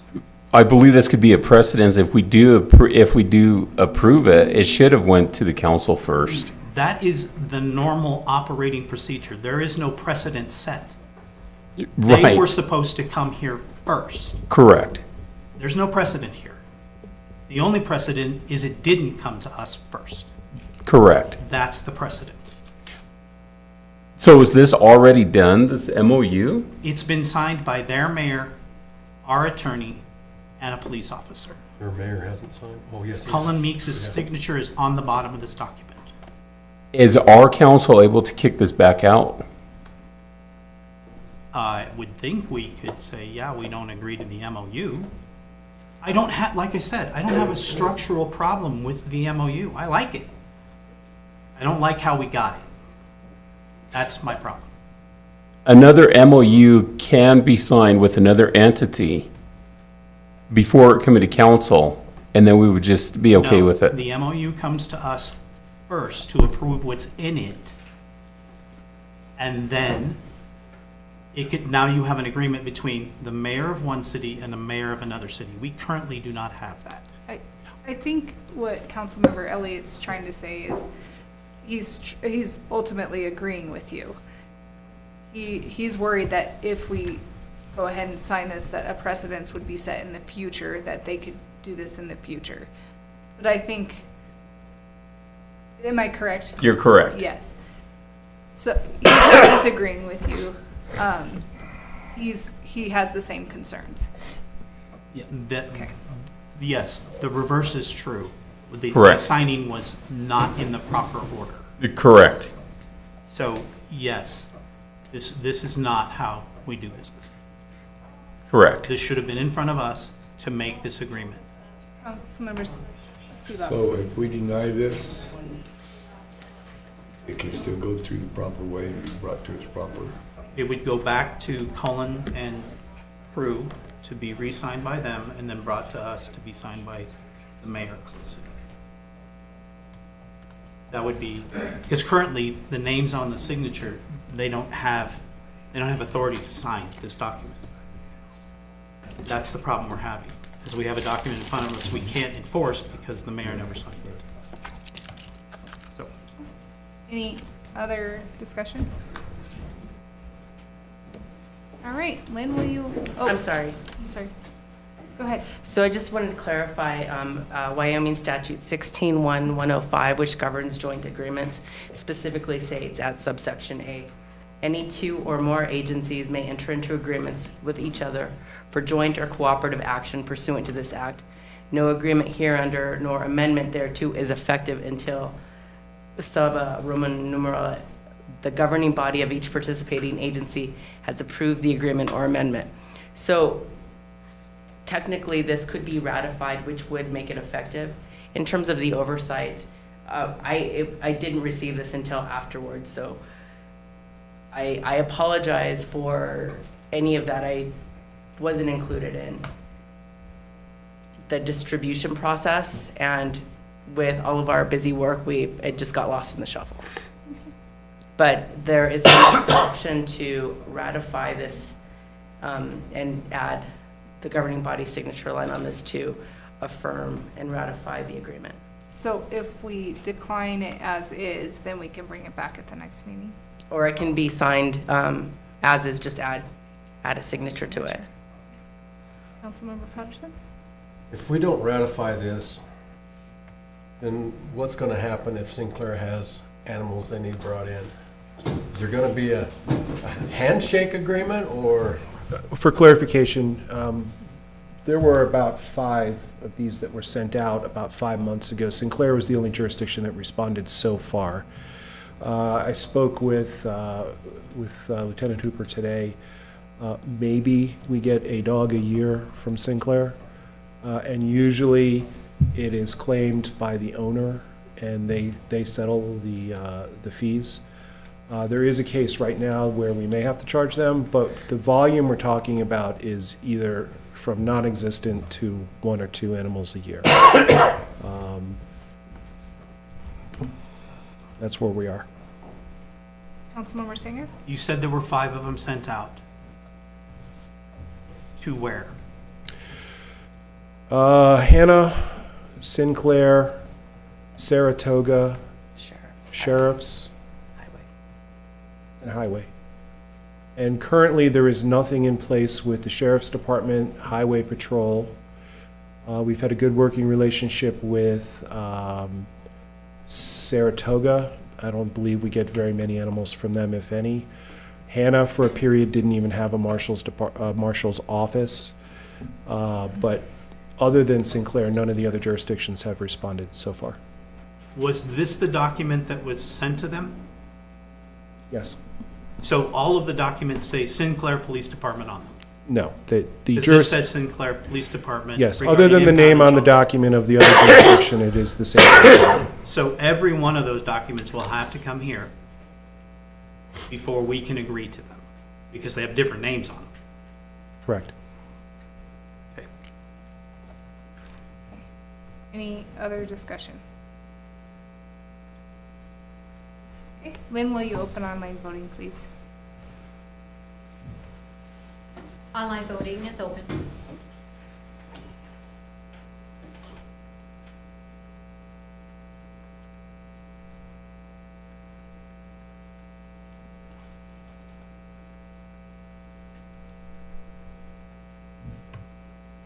Online voting has closed. The motion does fail with 3 yeas and 2 nays.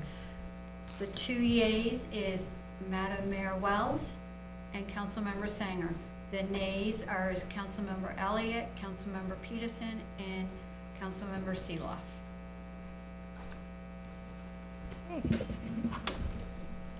In order to advance this, may we request guidance and direction from council for the current animal shelter MOUs? Do we have the originals? Not the ones that we just got presented, but the ones that were before this? Because that's the MOU we're still under. Since we didn't ratify this one, that means we're still using that one. Do we have that document? I will have to check with animal control to find out and obtain copies of those to present to council. And I want to clarify, I have no problem with the document. I think it's a good document. I liked reading the document. It made sense to me. I don't like how it got to us. That's it. Understood. It's as simple as that. If it's an agreement with the council, I think we could have it on our next agenda with the signature for. Just put a line for you to sign. Yep. Yep. Okay. And then for the outstanding versions that have been sent to the other agencies, would you like us to rescind those and No, if they come here prior to them being signed, she can sign them right then. Did you send them out with your signature already on them? This is the first time I've actually, yesterday was the first time. No, they didn't go out, okay, so they don't have signatures on them. No. Okay, so yeah, it would be just adding that line and just, she signs it and we do it here in the normal order. And you send them back if they agree with whatever their name is. Okay. Okay. All right. Moving down to resolution to adopt the Wyoming Region 3 Hazard Mitigation Plan. Councilmember Singer. I move to authorize the adopting, is that the right word? No, it doesn't make sense. Okay, to authorize the adoption of the Wyoming Region 3, is that correct? Yeah. Region 3 Hazard Mitigation Plan of 2025 as presented. Should Second. say resolution, I apologize. Authorizing the adoption of the resolution. Okay. Do you friendly amendment that Yes. second? Okay. All right. Any discussion? Councilmember Singer. Who thought it was a good idea to abuse us with this document? It What, came it's 490, 6 pages, That's what we but said. they're colored, so it should have been fun reading. I just was curious. It showed up and I'm like, you're kidding, really? Lenny Lehman. Lenny Lehman. Okay, Lenny Lehman. I just wanted to know. Yeah, 496 pages, but it's colored, see how pretty it is? Yeah, it is, wow, Isn't it amazing? it's a hard read. I didn't read it. I didn't receive that. It's in, Oh, I got it here Yeah. now, but It's on BoardDocs. Yeah. I uploaded it to BoardDocs when I put it in. probably took a lot of storage space. Yes, it did. If I believe, I've signed these before in the past, I believe. And I've been years ago in the process, probably with you, Councilmember Patterson, in creating it. But, yes. Any discussion? City Manager Tom Sarvi has some information. Oh, sure. Is yours shorter? I just want to know if it's shorter. It was the email, and then you had put information into this, remember? You had to put the document together. No, that's the resolution. And then I gave you the email. Sorry. Yep, here's an email. Here's an email.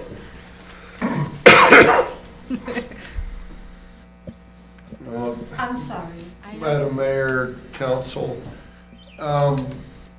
so we worked on this and put in significant amount of time with this plan, and it was a contractor to the county that came in, and we had several different Zoom meetings and individual meetings, and this is just the accumulation of a large effort on the emergency preparedness plan. I believe that's what this email says. Thank you, Manager Sarby.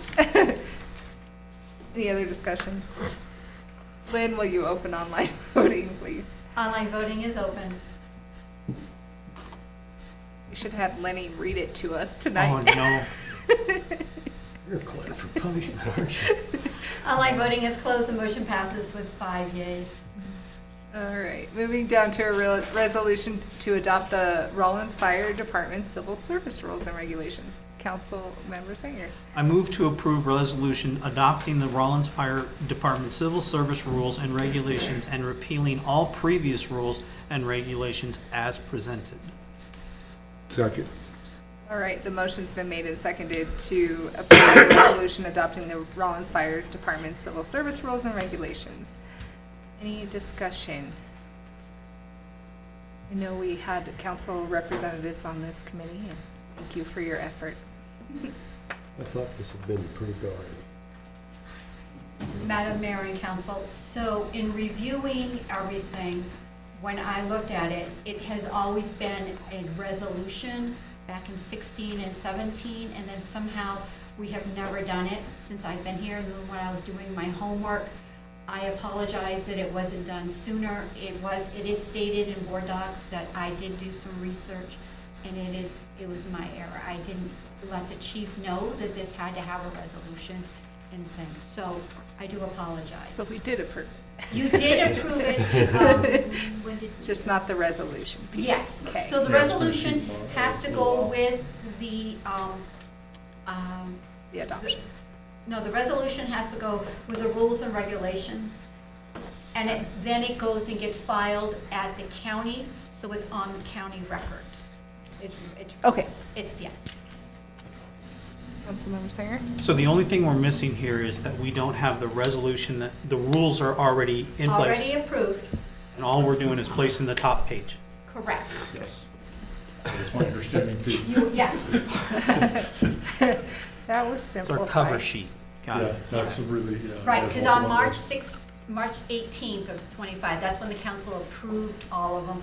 But then when I was putting things together, I realized when I was looking at some other things, back in 16 and 17, when they were doing this, they always had a resolution, and it gets sent to the county to be recorded. Any further So it's on discussion? record. Okay. Lynn, will you open online voting, please? Online voting is open.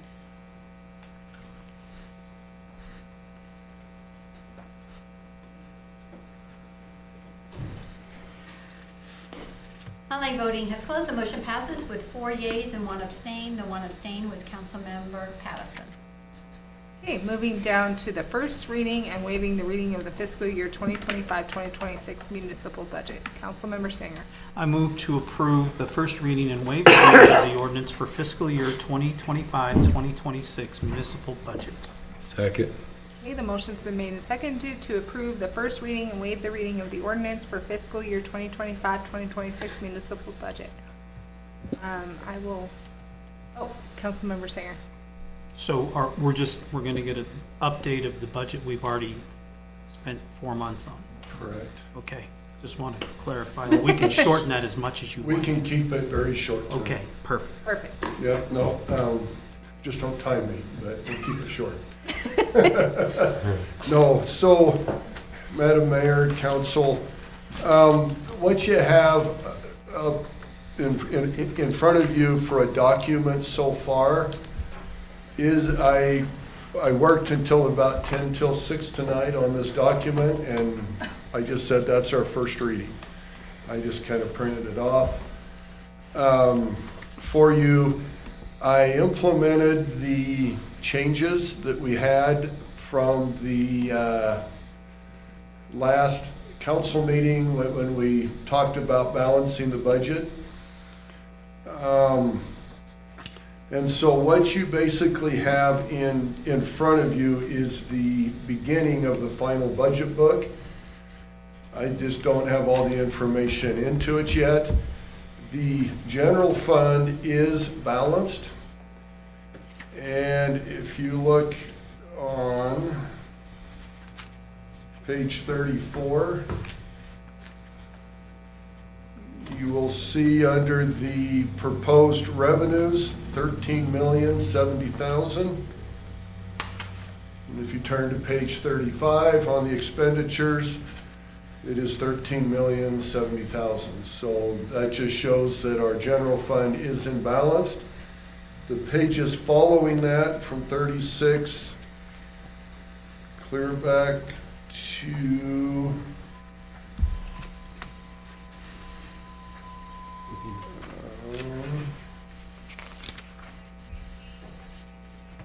clear back to about 86, Oh, Lord. 87 will just be the summaries of all those different departments that we talked about in detail. The Impact Assistance Fund on page 88, that is for audit purposes, that is included within the general fund. We treat that basically outside of that as a capital projects fund. It's usually capital that we purchase with that. You will see up in the upper right-hand corner, there's a deficit of 2.5 million. That's because we have carried over reserves on projects. that we have. So there's some, and it's up front, but we have $1 million for Edinburgh, $1 million for the match for the transmission line, and all the capital that we talked about in there. And we budgeted the revenues in there so that we would only leave 400,000, and that 400,000 would be the second payment for the fire truck that we would have. And that's just where we budgeted the revenues. It's on the conservative side. Capital Projects Fund on page 90 is our specific purpose fund. And as you can see on there, we have under specific purpose expenses, 7.2 million. That's the 8.2 million for Edinburgh, less $1 million coming out of impact. Assistance, so you will see that that is not balanced, that we are planning on taking reserves out for that purpose. On page 95, you will see the enterprise funds. There you will see that the revenues equal the expenditures for every fund except the landfill fund. And the reason there's a $400,000 deficit in the landfill fund is we have asked to purchase a loader, and that would need to come out of cash reserves.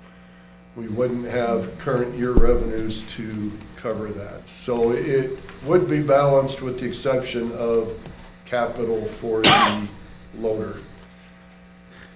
And then the last one in there is the internal service fund, which is back on page 123. You will see that fund is not balanced. It's 189,000, and that is the transfer to the other funds to cover the increase in the health insurance that we had. We would take that out of the internal service, transfer it to those funds to make up only the 9% increase that we had. And so I will continue to work on this document.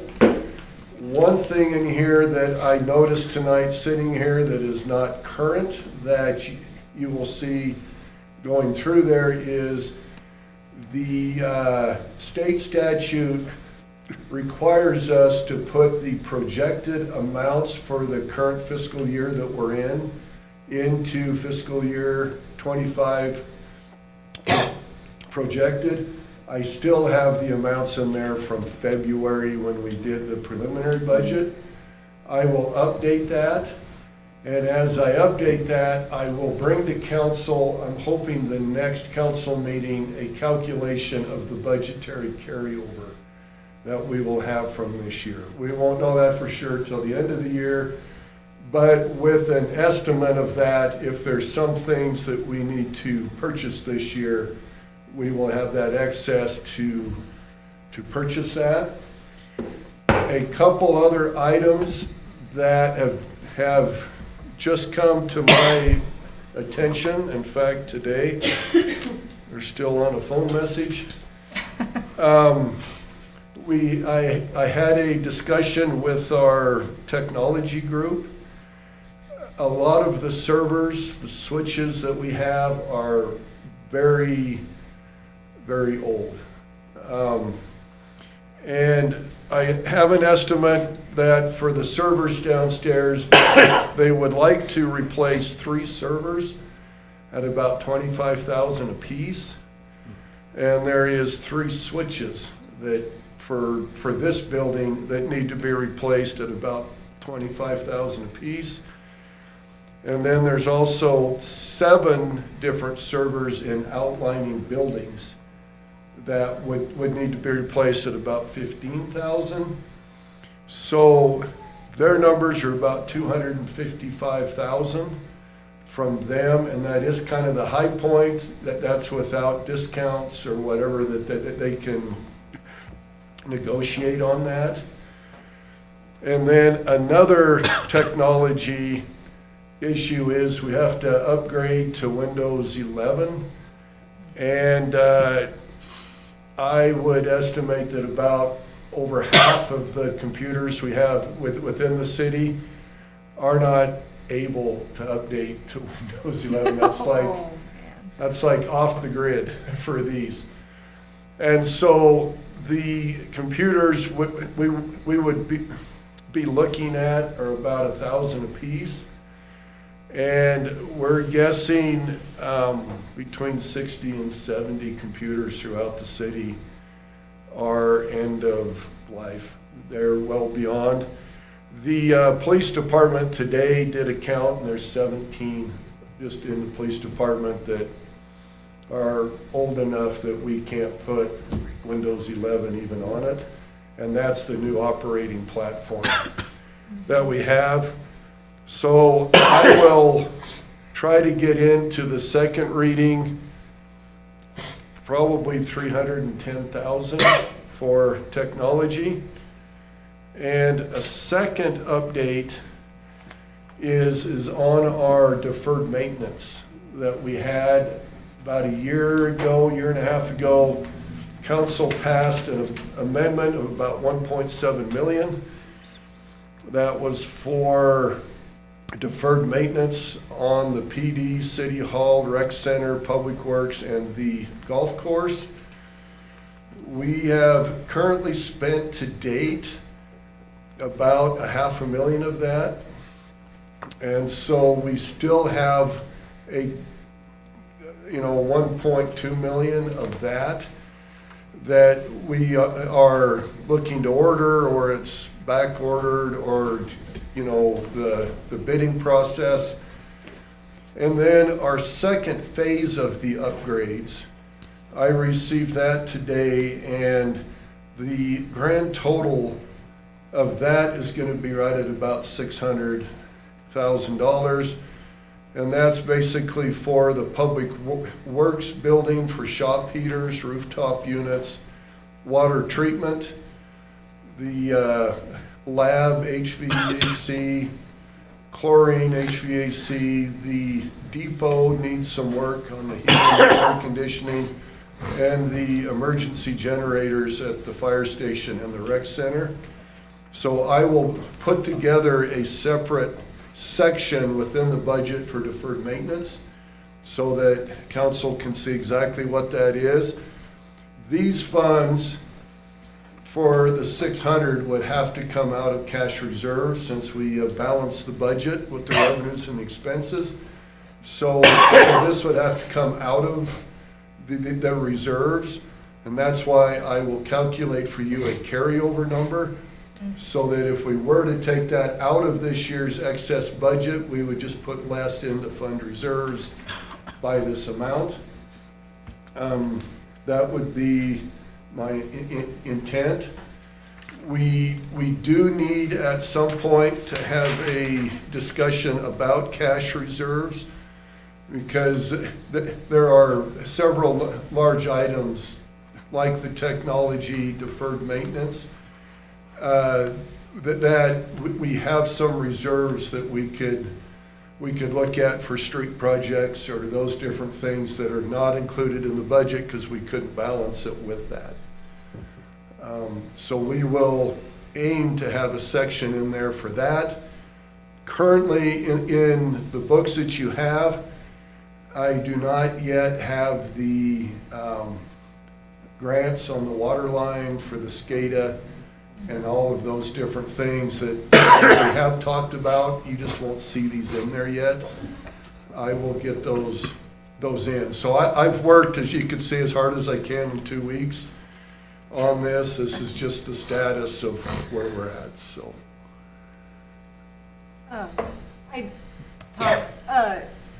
Councilwoman Lumen did wanted me to tell you that it would be helpful in the next budget year that if we look like we're running low in certain, like a department is not utilizing all their funds about halfway through the year, maybe we can always reallocate to another department or another area if they're not utilizing their full budget.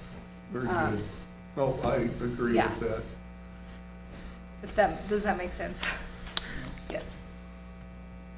But during the year, Well, if it's showing that they're not utilizing all their funds, and they're just gonna sit there, if we need to potentially move. Yeah, so, Madam Mayor, what we generally do right now is when we pass the budget, it's all in 5 different categories. There's general government, public safety, recreation, highway, streets. And so when council passes the budget, it's passed at that high level. Oh, okay. So the fire department, the police, 911, animal control is all within the public safety line item, but they are broken down by us into different departments. So they can kind of move. So we can move in between those budget categories. Like I said, council can still ask to see that, which I understand, but it does not have to have council action to move within the categories. Okay. It's if we move it from the public safety over to the public works. Then I have to bring that to council and say, we want to move budget in between these categories. But I understand with all the detail in the back, what is in police, you guys want it spent in police, not like at the fire department.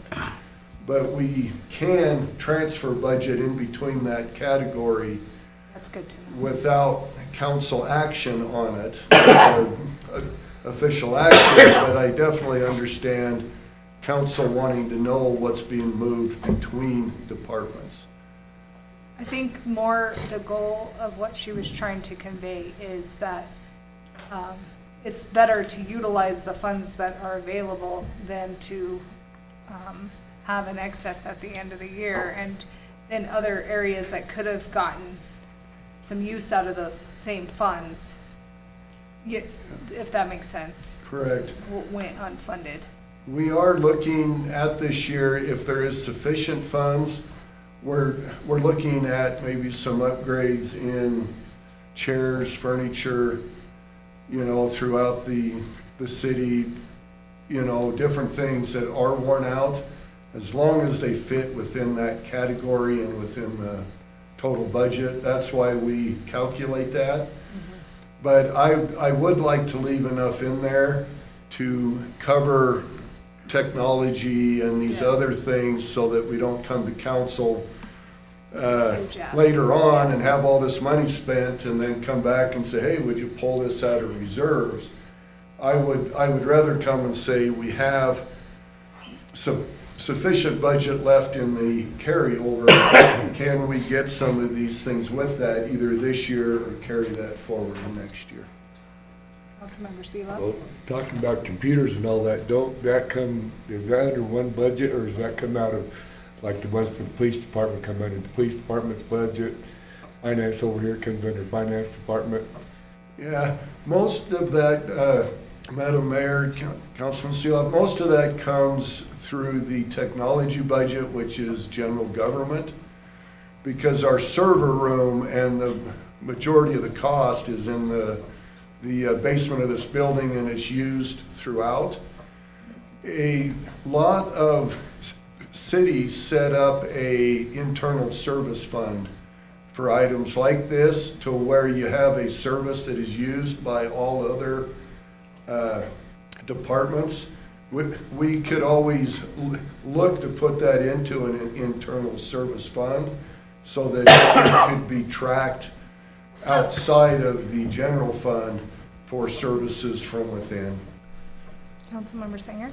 So, if I'm understanding you correctly, the economy of scale says that if we buy all of our computer stuff at one time, the chances of us getting the break is far higher than if we say, I need those 2 servers, I need that really cool chair, and you know what I mean? Where you're doing it kind of piecemeal? Is that correct? If we say to them, we want you to get everything you need to get, and do it at one time, so we get the biggest break on that. Cost. Get rid of all of our stuff that we need to get rid of. And then from there, can we then start looping that where you go, okay, we know that in 4 years, we're gonna replace those two, and then we're gonna replace those two, and we're gonna replace, which is deferred maintenance. We're gonna do that with those and pickups and blades and whatever else that we use, hot water heaters, you name it. Because when That's we our get done goal. with all of these things that are on our roofs right now, in Yep. every building we have, 15 years from now, we're gonna do this again. Correct. I would rather in 15 years from now, you just walk in and go, yeah, we have $3.5 million sitting here Yep, for this particular purpose. So please, by all means, correct. go replace what you need to replace. Madam Mayor, Councilman Singer, that has been our goal of of what we call funded depreciation. Our issue with that is that every asset list that the city has is radically different than reality. They just have not been maintained, kept up. So we need to come up with those lists, Okay, just what you're saying. And then we would actually have a replacement schedule funding it every year with that. And that's why I would like to talk about fund balances that we have, cash reserves, because I think a large chunk of that would fit in nicely into that pre-funding of some of those items that we need down the road.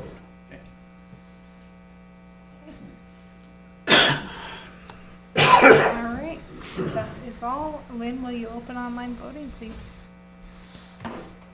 Online voting is open.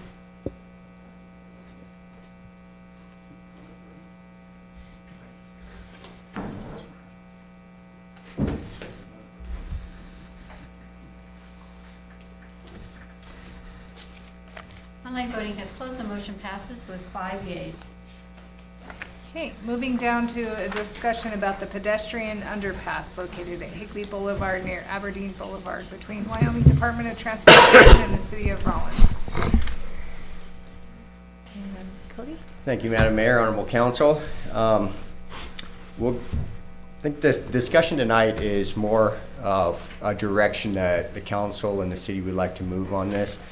City Manager Sarvey did a great job doing a funding breakdown from Wyoming or YDOT estimates that were given to us about where our bid letting has come in, where the estimates were in the beginning, kind of, you know, what we would be looking at if we decided not to move forward with the project or look into the future on a new letting of this project, what the city would be responsible for moving forward. And YDOT is just wanting to know where we stand about moving forward, or if the costs are at a point that we are still acceptable with these costs and moving forward with it.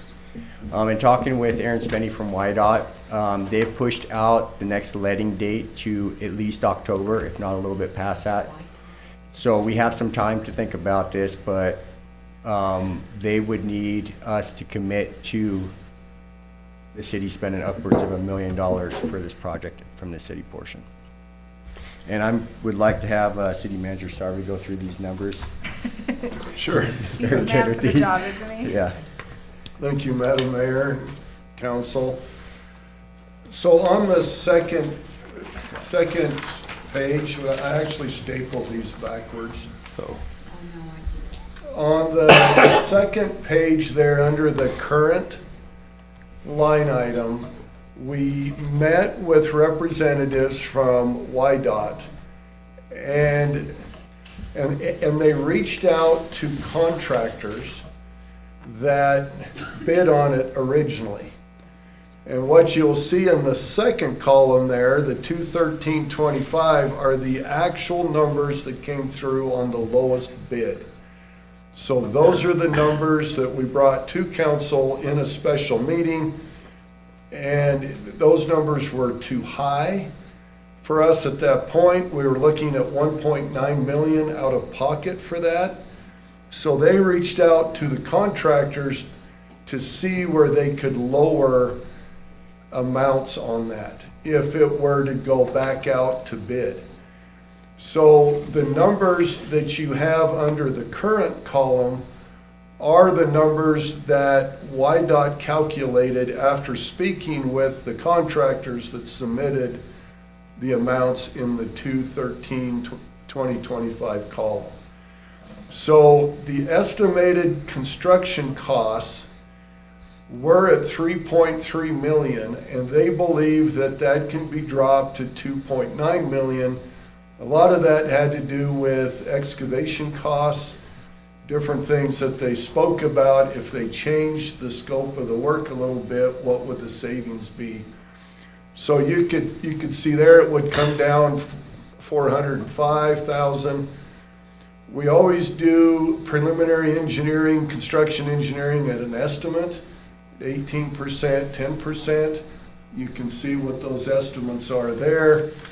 And then we have the indirect cost allocation plan, which are the indirect costs that have to do with that. Again, that's a percentage, but by lowering the construction costs 405,000, that would lower the overall cost of the project through engineering and everything to 587 that we would save.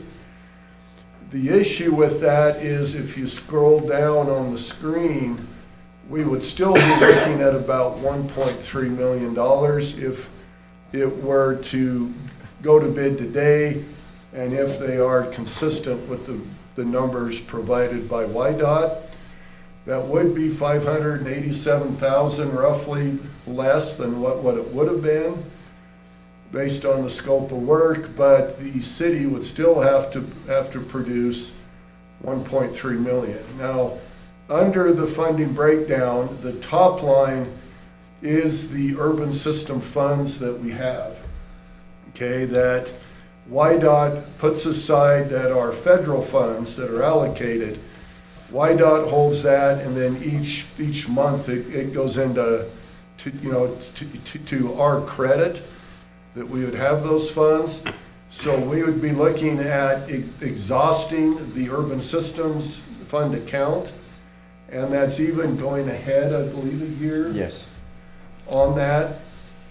And then they also have 400,000 that YDOT said that they would throw in of federal funds, which are YDOT funds. So you can see total federal funding would be 2.8, and then the 297,000 was just our share portion. The rest of it is just simply the difference between the total construction costs and all of the revenue streams. We, as a city, would have to make up the difference. So that would be right at 1 million. So we would have to go about 1.3 million out of pocket if we wanted to do that project. So I'm sorry, I think it's also important to clarify that in addition to the completion costs of this project, the contract specifically requires that upon completion, this is of the contract, it is page 2, paragraph 6D. Upon completion and acceptance of this project, the city shall maintain at its sole expense the underpass in compliance with all applicable federal and state standards. And then there's a requirement of what the maintenance includes. So in addition to the construction, there are ongoing maintenance costs. Remind me what the amount was that we would lose if we forfeited this project? 400 straight? Yeah. Okay. Yeah, we're looking now. Approximately. Now, some of that 400 we've already incurred, but it would be sunk cost, it would be lost money. And I don't know exactly what we've incurred, but we've incurred cost, YDOT has incurred costs. We would have to make things whole with YDOT if we vote down the project. So the overall cost to us in lost cost would be close to 400,000. So what do we got, excuse me? Go ahead. So what do we got setting for a match right now? Anything? For what? Any money setting to pour a match right now? Do we have any money allocated for a match? Zero. Zero right now. It would all come out of cash reserves. So I'll give my opinion first. I have been highly invested in this project, and I still am. I think it's important. The safety of our children has been an issue for years. And to just throw away $400,000 just seems silly to me. I know it's a lot of money, but I think it's valuable. So I'll go ahead and pass to somebody else. Tag, you're it. Councilmember Tag 'em Sanger. in. So, this one's tough. YDOT does this, they do projects year-round, right? They do hundreds of projects all over the state of Wyoming. They usually miss by millions of dollars the actual cost of this project. Do they miss their other projects by this much money? No, they said this one was a rarity, and it's due to them having multiple bridge projects throughout the next few years that they're putting out. And those there's only, I think, 3 construction companies that they work with, and all of them have been bidding on those projects. And so this project was kind of subcontracted to another one of their contractors, and that estimate was not foreseen. And going forward on this, a lot of the money that in the original bed letting was excavation work. So what they did to cut back is take it out to where there's not going to be a detour. They're just going to close 287 while this project is being done. This is a huge amount of money to change, because this is the February 23-22 original bid, and this whole project was $1,665,000 in 22. In 24, 2 years later, 2.5 years later, and both of them say the same thing. Costs were prepared by YDOT using 2025 cost. 2 years later, it says costs were prepared by YDOT using 2025 cost, and the difference is $1 million. If we're using 2025 costs, shouldn't it be the same? I'm not sure where that information is coming from as far as the YDOT documents. You know, that might have been a mislabel on their document. Well, no, because it continues to go up. Costs were assembled by the state using bid tabulations calculated from a parent low bid by Ryman Corporation on February 13th, 2025. 4 months from this one to this one, and it went up another $1 million in 4 months. I don't know how can YDOT miss by this much? I don't know. I don't think I have an answer for that for you right now. Right, and I'm asking you, and you're not YDOT, so I apologize for asking No, you and because it's you're not okay. YDOT, but this doesn't make any sense, because essentially what we're talking about here is our cost as a city went up 10 times in 2.5 years. I know that YDOT's recommendation on this was to turn it down because they had never seen that either on their projects. They were used to coming in within about a 10 to 18% margin on their estimates, and this blew it out of the water. And It's they had never- 400%. Yeah, they'd never seen that before. So that was also their recommendation, and their higher ups wanted us to turn this down because they thought it was Now, unreasonable. we turned this down a while ago when Jake was here. Yeah. Which one did we turn down? The $4 million one? The $3 million one? The estimated $4 million one. That was the first bid letting. Yeah. Okay, and they wanted us to turn that down, Yes. and we did, and so- we have this. Yeah, with the cutbacks that they made after the first bid letting, they cut back, they estimated about $600,000, maybe more, in excavation by doing a detour. So they're still worried that we're still gonna absorb quite a bit on the next letting, which won't be till October, but they would like to know if we would still like to move forward, because they're worried about that next bid letting as well. Going up again? Yeah, well, being about the same. Councilmember Seelow. Well, what I don't understand is, if they're not gonna build anything taking, roads around or anything else, so all they basically gotta do is go to the track hole and dig a ditch across there, put their drainage in, set their culvert come in pre-formed. Yeah. Set them in, compact around it, pave back over it, then put the retaining walls and all the ends on everything. And that would be the closure. They would close down. And Yes, that sir. just, that sounds way a lot cheaper than it should be if they gotta do it all dirty in there and build taking turnouts on both sides to go around it and everything else. That, you're talking a lot of money to do that. Cause you gotta get the dirt from somewhere and have to haul it in there and everything else, so. I mean, and then haul it back out of there. So, I don't see how it'd be that expensive myself. I'm, just my eyes. You know, Madam Mayor and Council, that White Out's hopes was in the future that there would be more companies as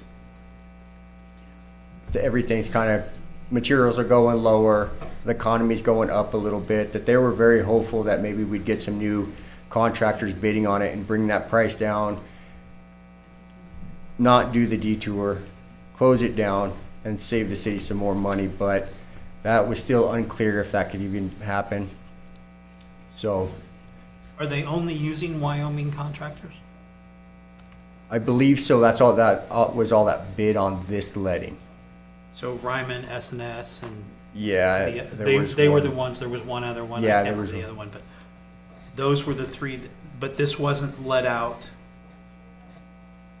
crossed state line, it wasn't, Don't believe so. I'm not sure how their letting process goes. If it's bid by an in-state contractor, it's a cheaper than if you yeah, bid well, they get the outside. 5%, Yeah. but we're 400% up, so I'm I not know. sure the 5% Yeah. offsets But it. I'm saying, but with that being said, I don't know why they can't go out of state.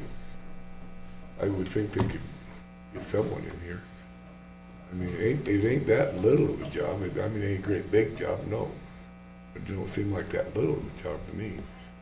I mean, Well, also, Madam Mayor and Council, this letting too was right at the beginning of summertime. And so a lot of these big companies already had projects moving forward, so they weren't really prepared to do the projects. So we're really hopeful that this one coming up in the fall, it would be a great winter project for a company, and they, you know, it might bring that price down a little bit. Councilmember Sanger. So Cody, what's the recommendation? I'm having heartburn. It's, all I'm gonna say is it's never gonna get cheaper. I think for public safety or even one child's life, I would like to see this project go forward myself. So that means we're accepting this $3 million budget. Is that what that means? Well, $4,736,909. As a contract, a construction estimate, it'd be meaning that the city would be okay with a project at that price. And that the project would be willing to put up a city portion of close to $1 million. Councilmember Seelow. so if we don't either end it or whatever now, we gotta bite the whole bullet then if we wait. Well, for the next We would, we're essentially waiting till October for them to let it. I was gonna say. Yeah, well, we would can have wait to give now. them some kind of in writing that we are okay with moving forward if the price is at that million for a city portion. So basically, if we either lose the 400 or we put in another 600 and say, Well, it's let's not move 600 though, is it? 1.9 million. Oh, it's Or just- actually yeah. 1.316. yeah, approximately. So- That's, but that's you're- what I'm you're wondering, talking if we can loose still, forward. after So- the next letting, 900,000. after the next letting, we can still walk out with the 400,000 if we have to. Yeah, we'd still be out that amount. Okay. We're gonna be out that.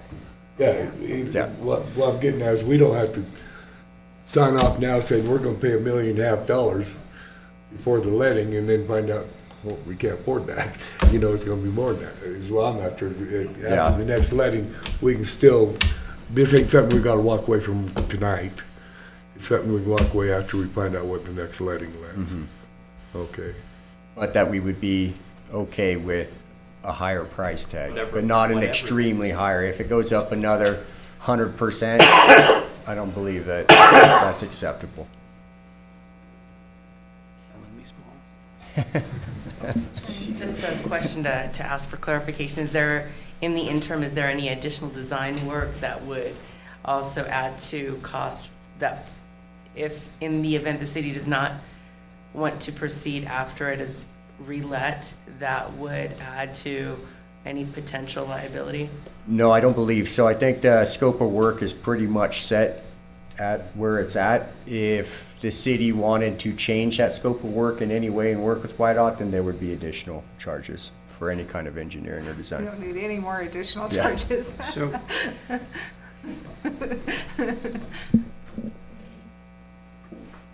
I'm raising my hand here.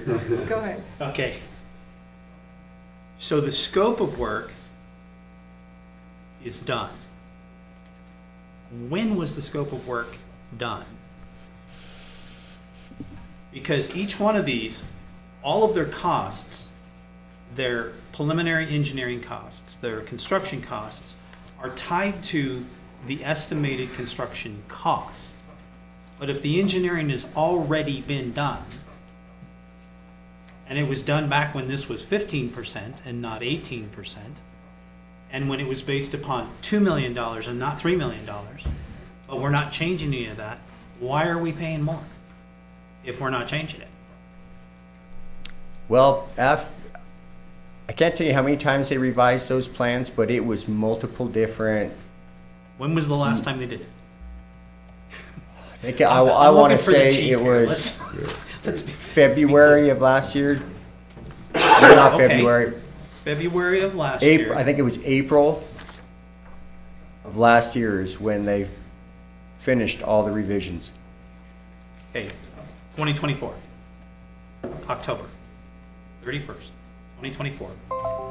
18% preliminary, 396, 586.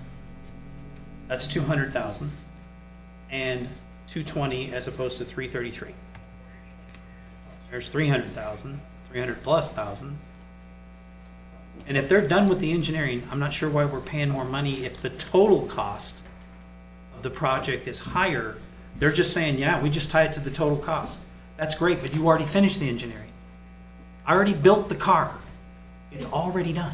Well, Is it like our water project where you have to So have I- an engineer oversee the project? There might be ongoing costs, maybe? yeah, there's other engineering firms that they use to help build this, and I think the more they got into it, so there's a preliminary plan. They say, we're gonna put an underpass in. Okay, let's start those drawings. And so they do a set of drawings, and they go and they start doing survey work and a little bit of ground digging and find out the water table is where it's at. Okay, now we gotta revise everything, because we know that the water table is only 6 feet into the ground. So how are we gonna remedy that? So then they go back to the drawing board with these other engineering firms and figure out how we're gonna do the drainage on this, how we're gonna de-water the project. And so as it moves along, they're finding out more and more and more until they get to the very end. Okay, with everything that we have figured out with drainage and everything else, we think we have a set project and we don't have to look at it or revise it anymore. I kind My of question was, is feel when did that occur? it was late spring. That's when 2024. this last letting was put out. It was really close to when the letting was put out. And That's why I keep looking at this going, okay, well, that's a savings of give or take 200,000 right there and another 130,000 right there. They do this all the time. They do this work all the time. They have to know where our water table is by now. How long did they, when did they build the road? When did they build I 287? couldn't How tell long you ago that. was that? There were no houses out there when they built 287. built it before me, so that's how old it is.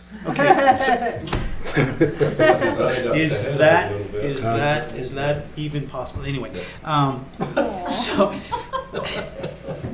my question would be, they would have already done groundwork back when they put that roadway in. They would have already known where the water table was.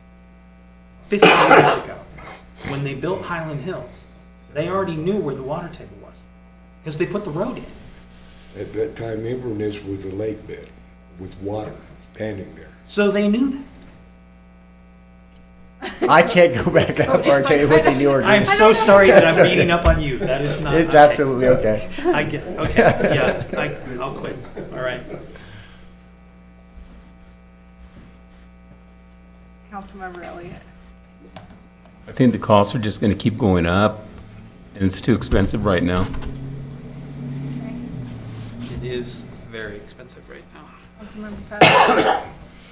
Well, I'm like Steve, I'm frustrated with this, and I haven't even been with this that long, so I just don't understand. This is not rocket science. I mean, we built these tubes everywhere. I'm looking at a picture of the one down in Cheyenne right now, and that I could see where it was gonna be this much money. It's pretty fancy and all of that stuff, but we don't need fancy, we just need a tube for the kids to walk under and be safe about it. So, That was for a right lot of now, work then, under. Anyways, I agree with what you said beginning. We've gotta do something for the kids that are crossing the street. One death is too many. So, what the answer's gonna be, I don't know. There's mud, huh? we don't have to vote on nothing tonight or nothing, do we? No, it's discussion. just a discussion, yeah. Okay. Yeah.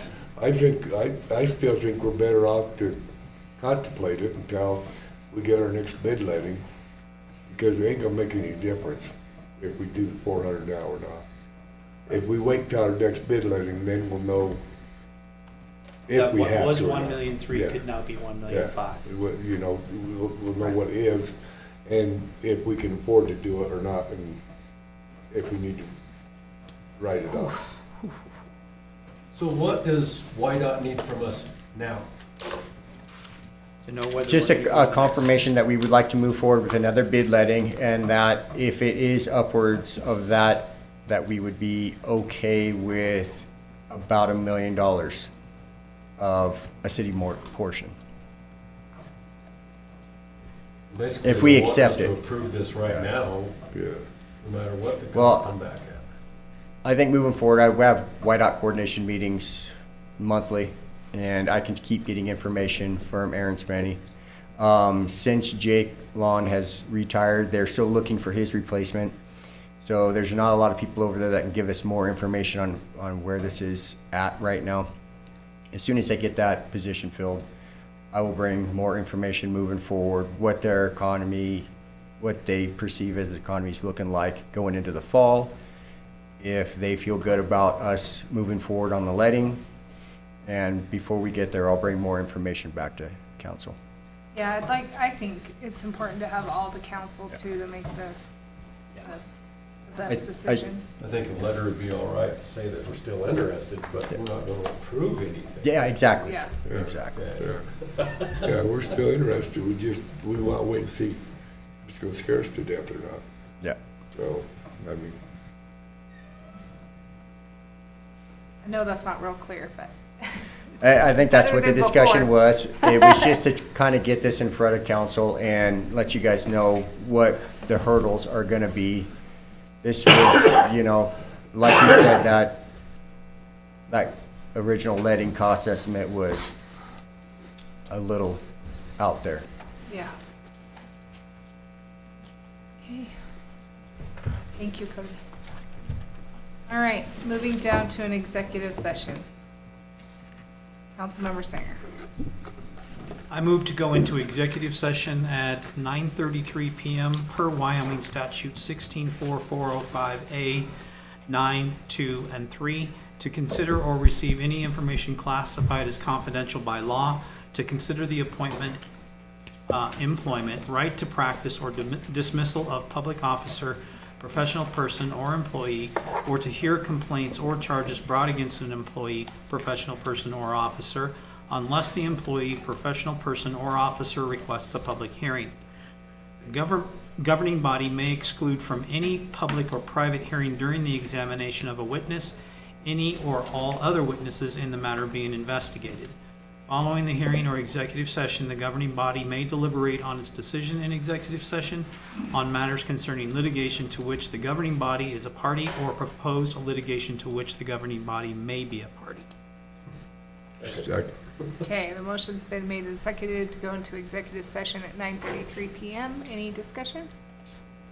All right, Lynn, thank you. Online voting is open.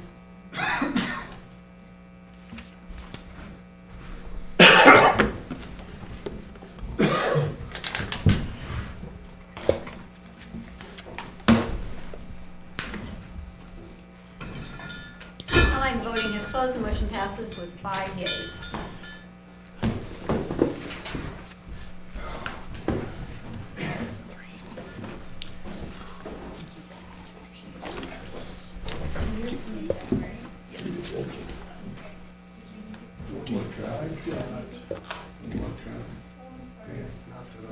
Air, we need air.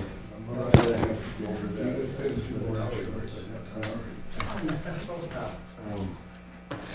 on now. Oh, yeah, I have that one.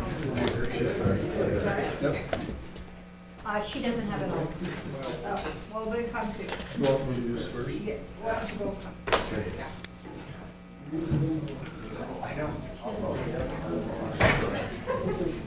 You're proud?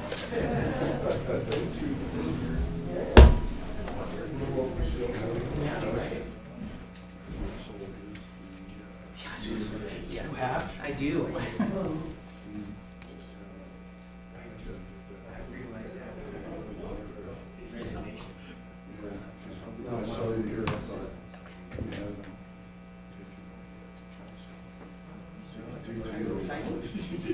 Well, I talked to Bernie Bush.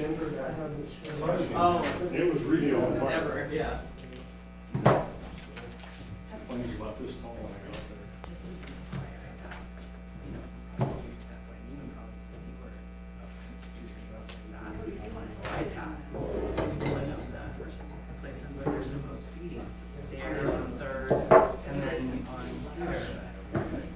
If you have they consider maybe. I mean, I didn't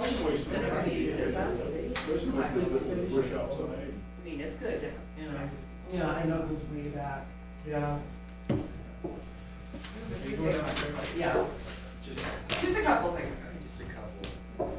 But there was on those people's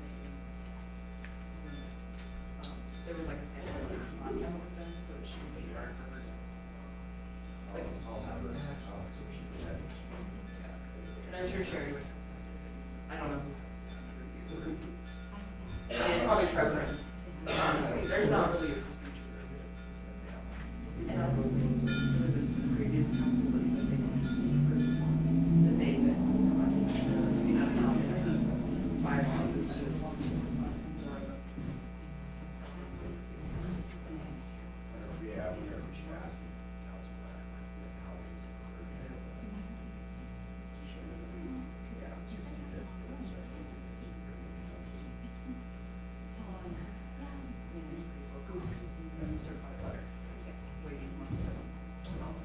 It's not like it's a. So we gotta do something. Yeah, I think last time they sent one letter, you know, they know who we call. Two ex-states, we sent a certified letter, I say we gave them two ex-state to respond. Once no response was received. The only thing is we want to take it to the board first. So, you could give them that date, please respond by June 18th. So. I really got this. My goodness. Interstate in Saturday. That road. Saturday. The one west of Breeze to walk up there. Well, yeah, we're still. Kind of right, close to that. where it was on. I don't know exactly what happened. And there was a multitude crash with a fatality. And by the time they ambulance and law enforcement got there, it was going to be.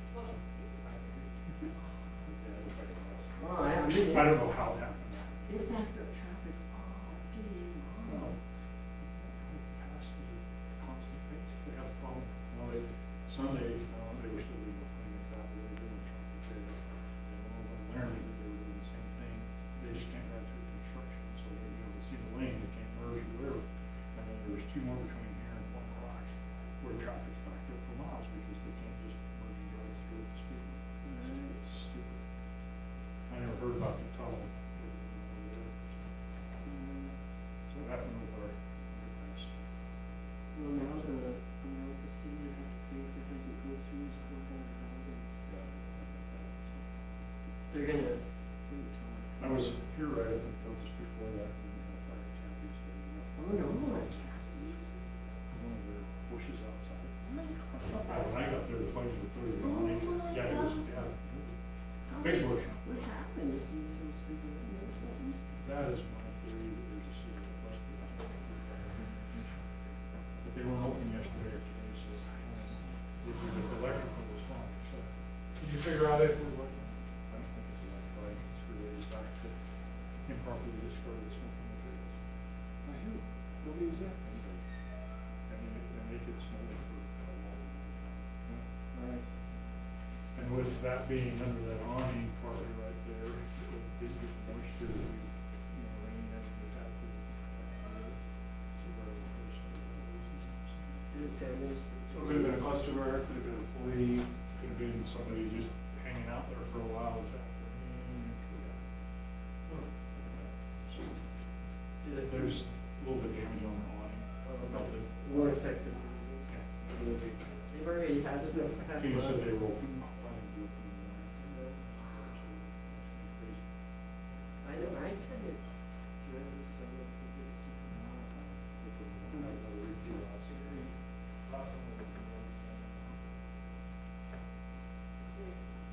Wasn't big enough to call together. What? You don't get called yet at all.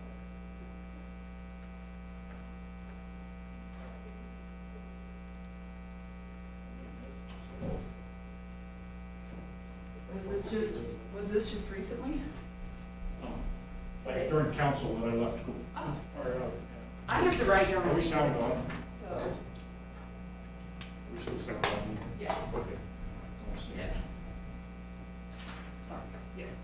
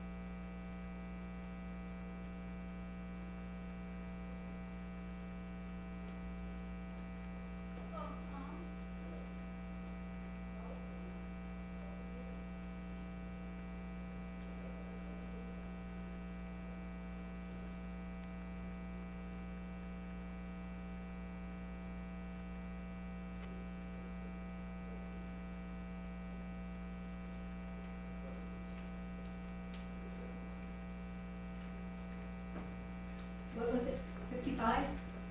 9:55.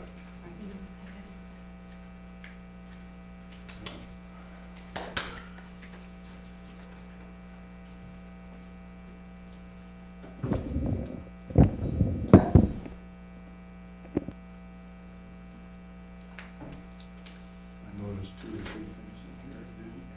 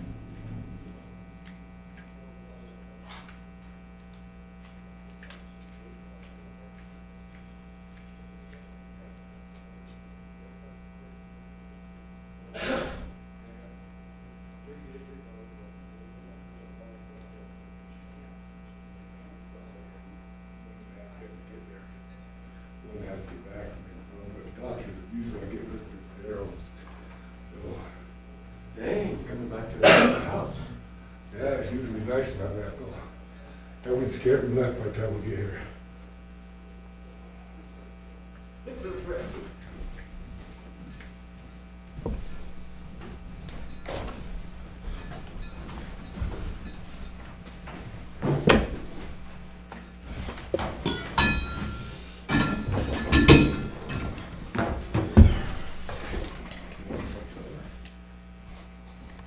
Yes, you want me to come, and I have. You done passed that down. Hello, City, city. Police station, Should fit those, yeah, so that there's more pictures, yeah, or take some. I used this last year. yeah, I like this one. Yeah, Like this was this. last year. This is just a postcard. These two are different agencies. Yeah. This is private I property. just love the, It's just cool. when I was like a little kid, we go through balls and it was. But I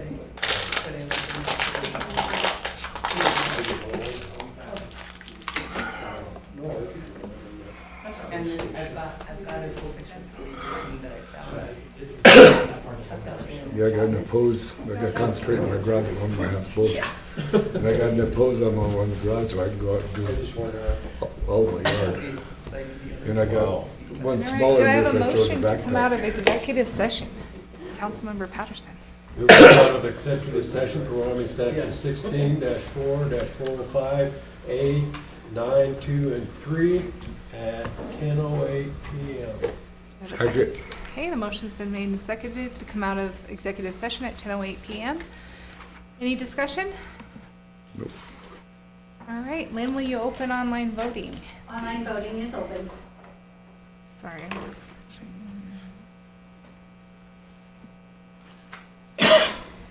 Online voting is closed, motion passes with 5 yeas. Okay, moving down to an approval of some executive session minutes of April 15th, 2025. Councilmember Patterson? Move to approve the executive session minutes of April 15th, 2025, regular city council meeting as presented. Second. Amended. Okay. The motion's been made and seconded to come out of, or to approve executive session minutes of April 15th, 2025. Any discussion?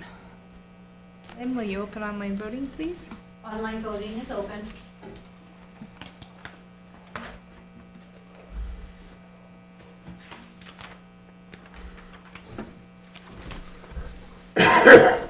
Online voting is closed, motion passes with 5 yeas. Okay, moving down to an approval of some more minutes. Councilmember Sanger? I move to approve outside counsel's recommendation for. Oh, sorry. That's where I'm at. Did you want to approve the minutes first, or? I don't do have you to want do, oh, am I on the wrong thing? We Hey, I'm have- on the wrong I got it. thing. Okay, Councilmember Patterson, go ahead. I didn't get Move that to far. approve the executive session minutes of April 23rd, 2025, special city council meeting as presented or amended. Second. Okay, the motion's been made and seconded to approve the April 23rd, 2025 executive session minutes. Any discussion? Okay, Lynn, will you open online voting? Online voting is open. Okay.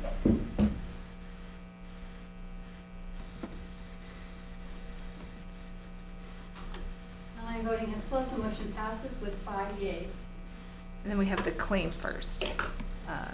Councilmember Sanger. I move to approve and pay claim number GL 257277 as presented. Second. Okay, the motion's been made and seconded to pay claim GL 257277. Any discussion? Okay. Lynn, will you open online voting, please? Online voting is open.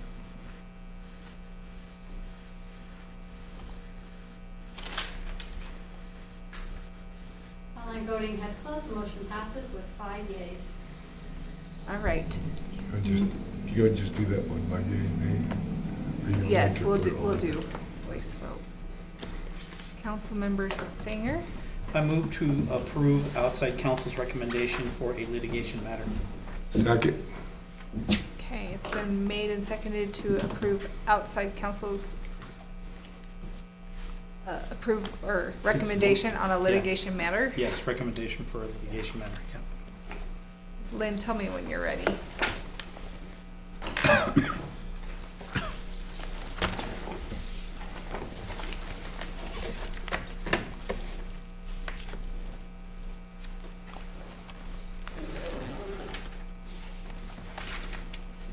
And Councilmember Seeloff, you were the second? Yes. And we'll do a voice vote, Lynn. Madam Mayor Jacqueline Wells? Yay. Councilmember Patterson? Yay. Councilmember, sorry, Councilmember Sanger? Yay. Councilmember Seeloff? Yay. Councilmember Elliott? Yay. All right. Were there any objections to anything that was discussed in executive session? All right, seeing that there were none, we will, and with no further business that needs to be brought before the council, we'll adjourn the meeting at 10:12 p.m. with our next council meeting at June 3rd at the regular time. And we have a special one on the 9th. Yes, thank you. And what time was that? 6, right? 6.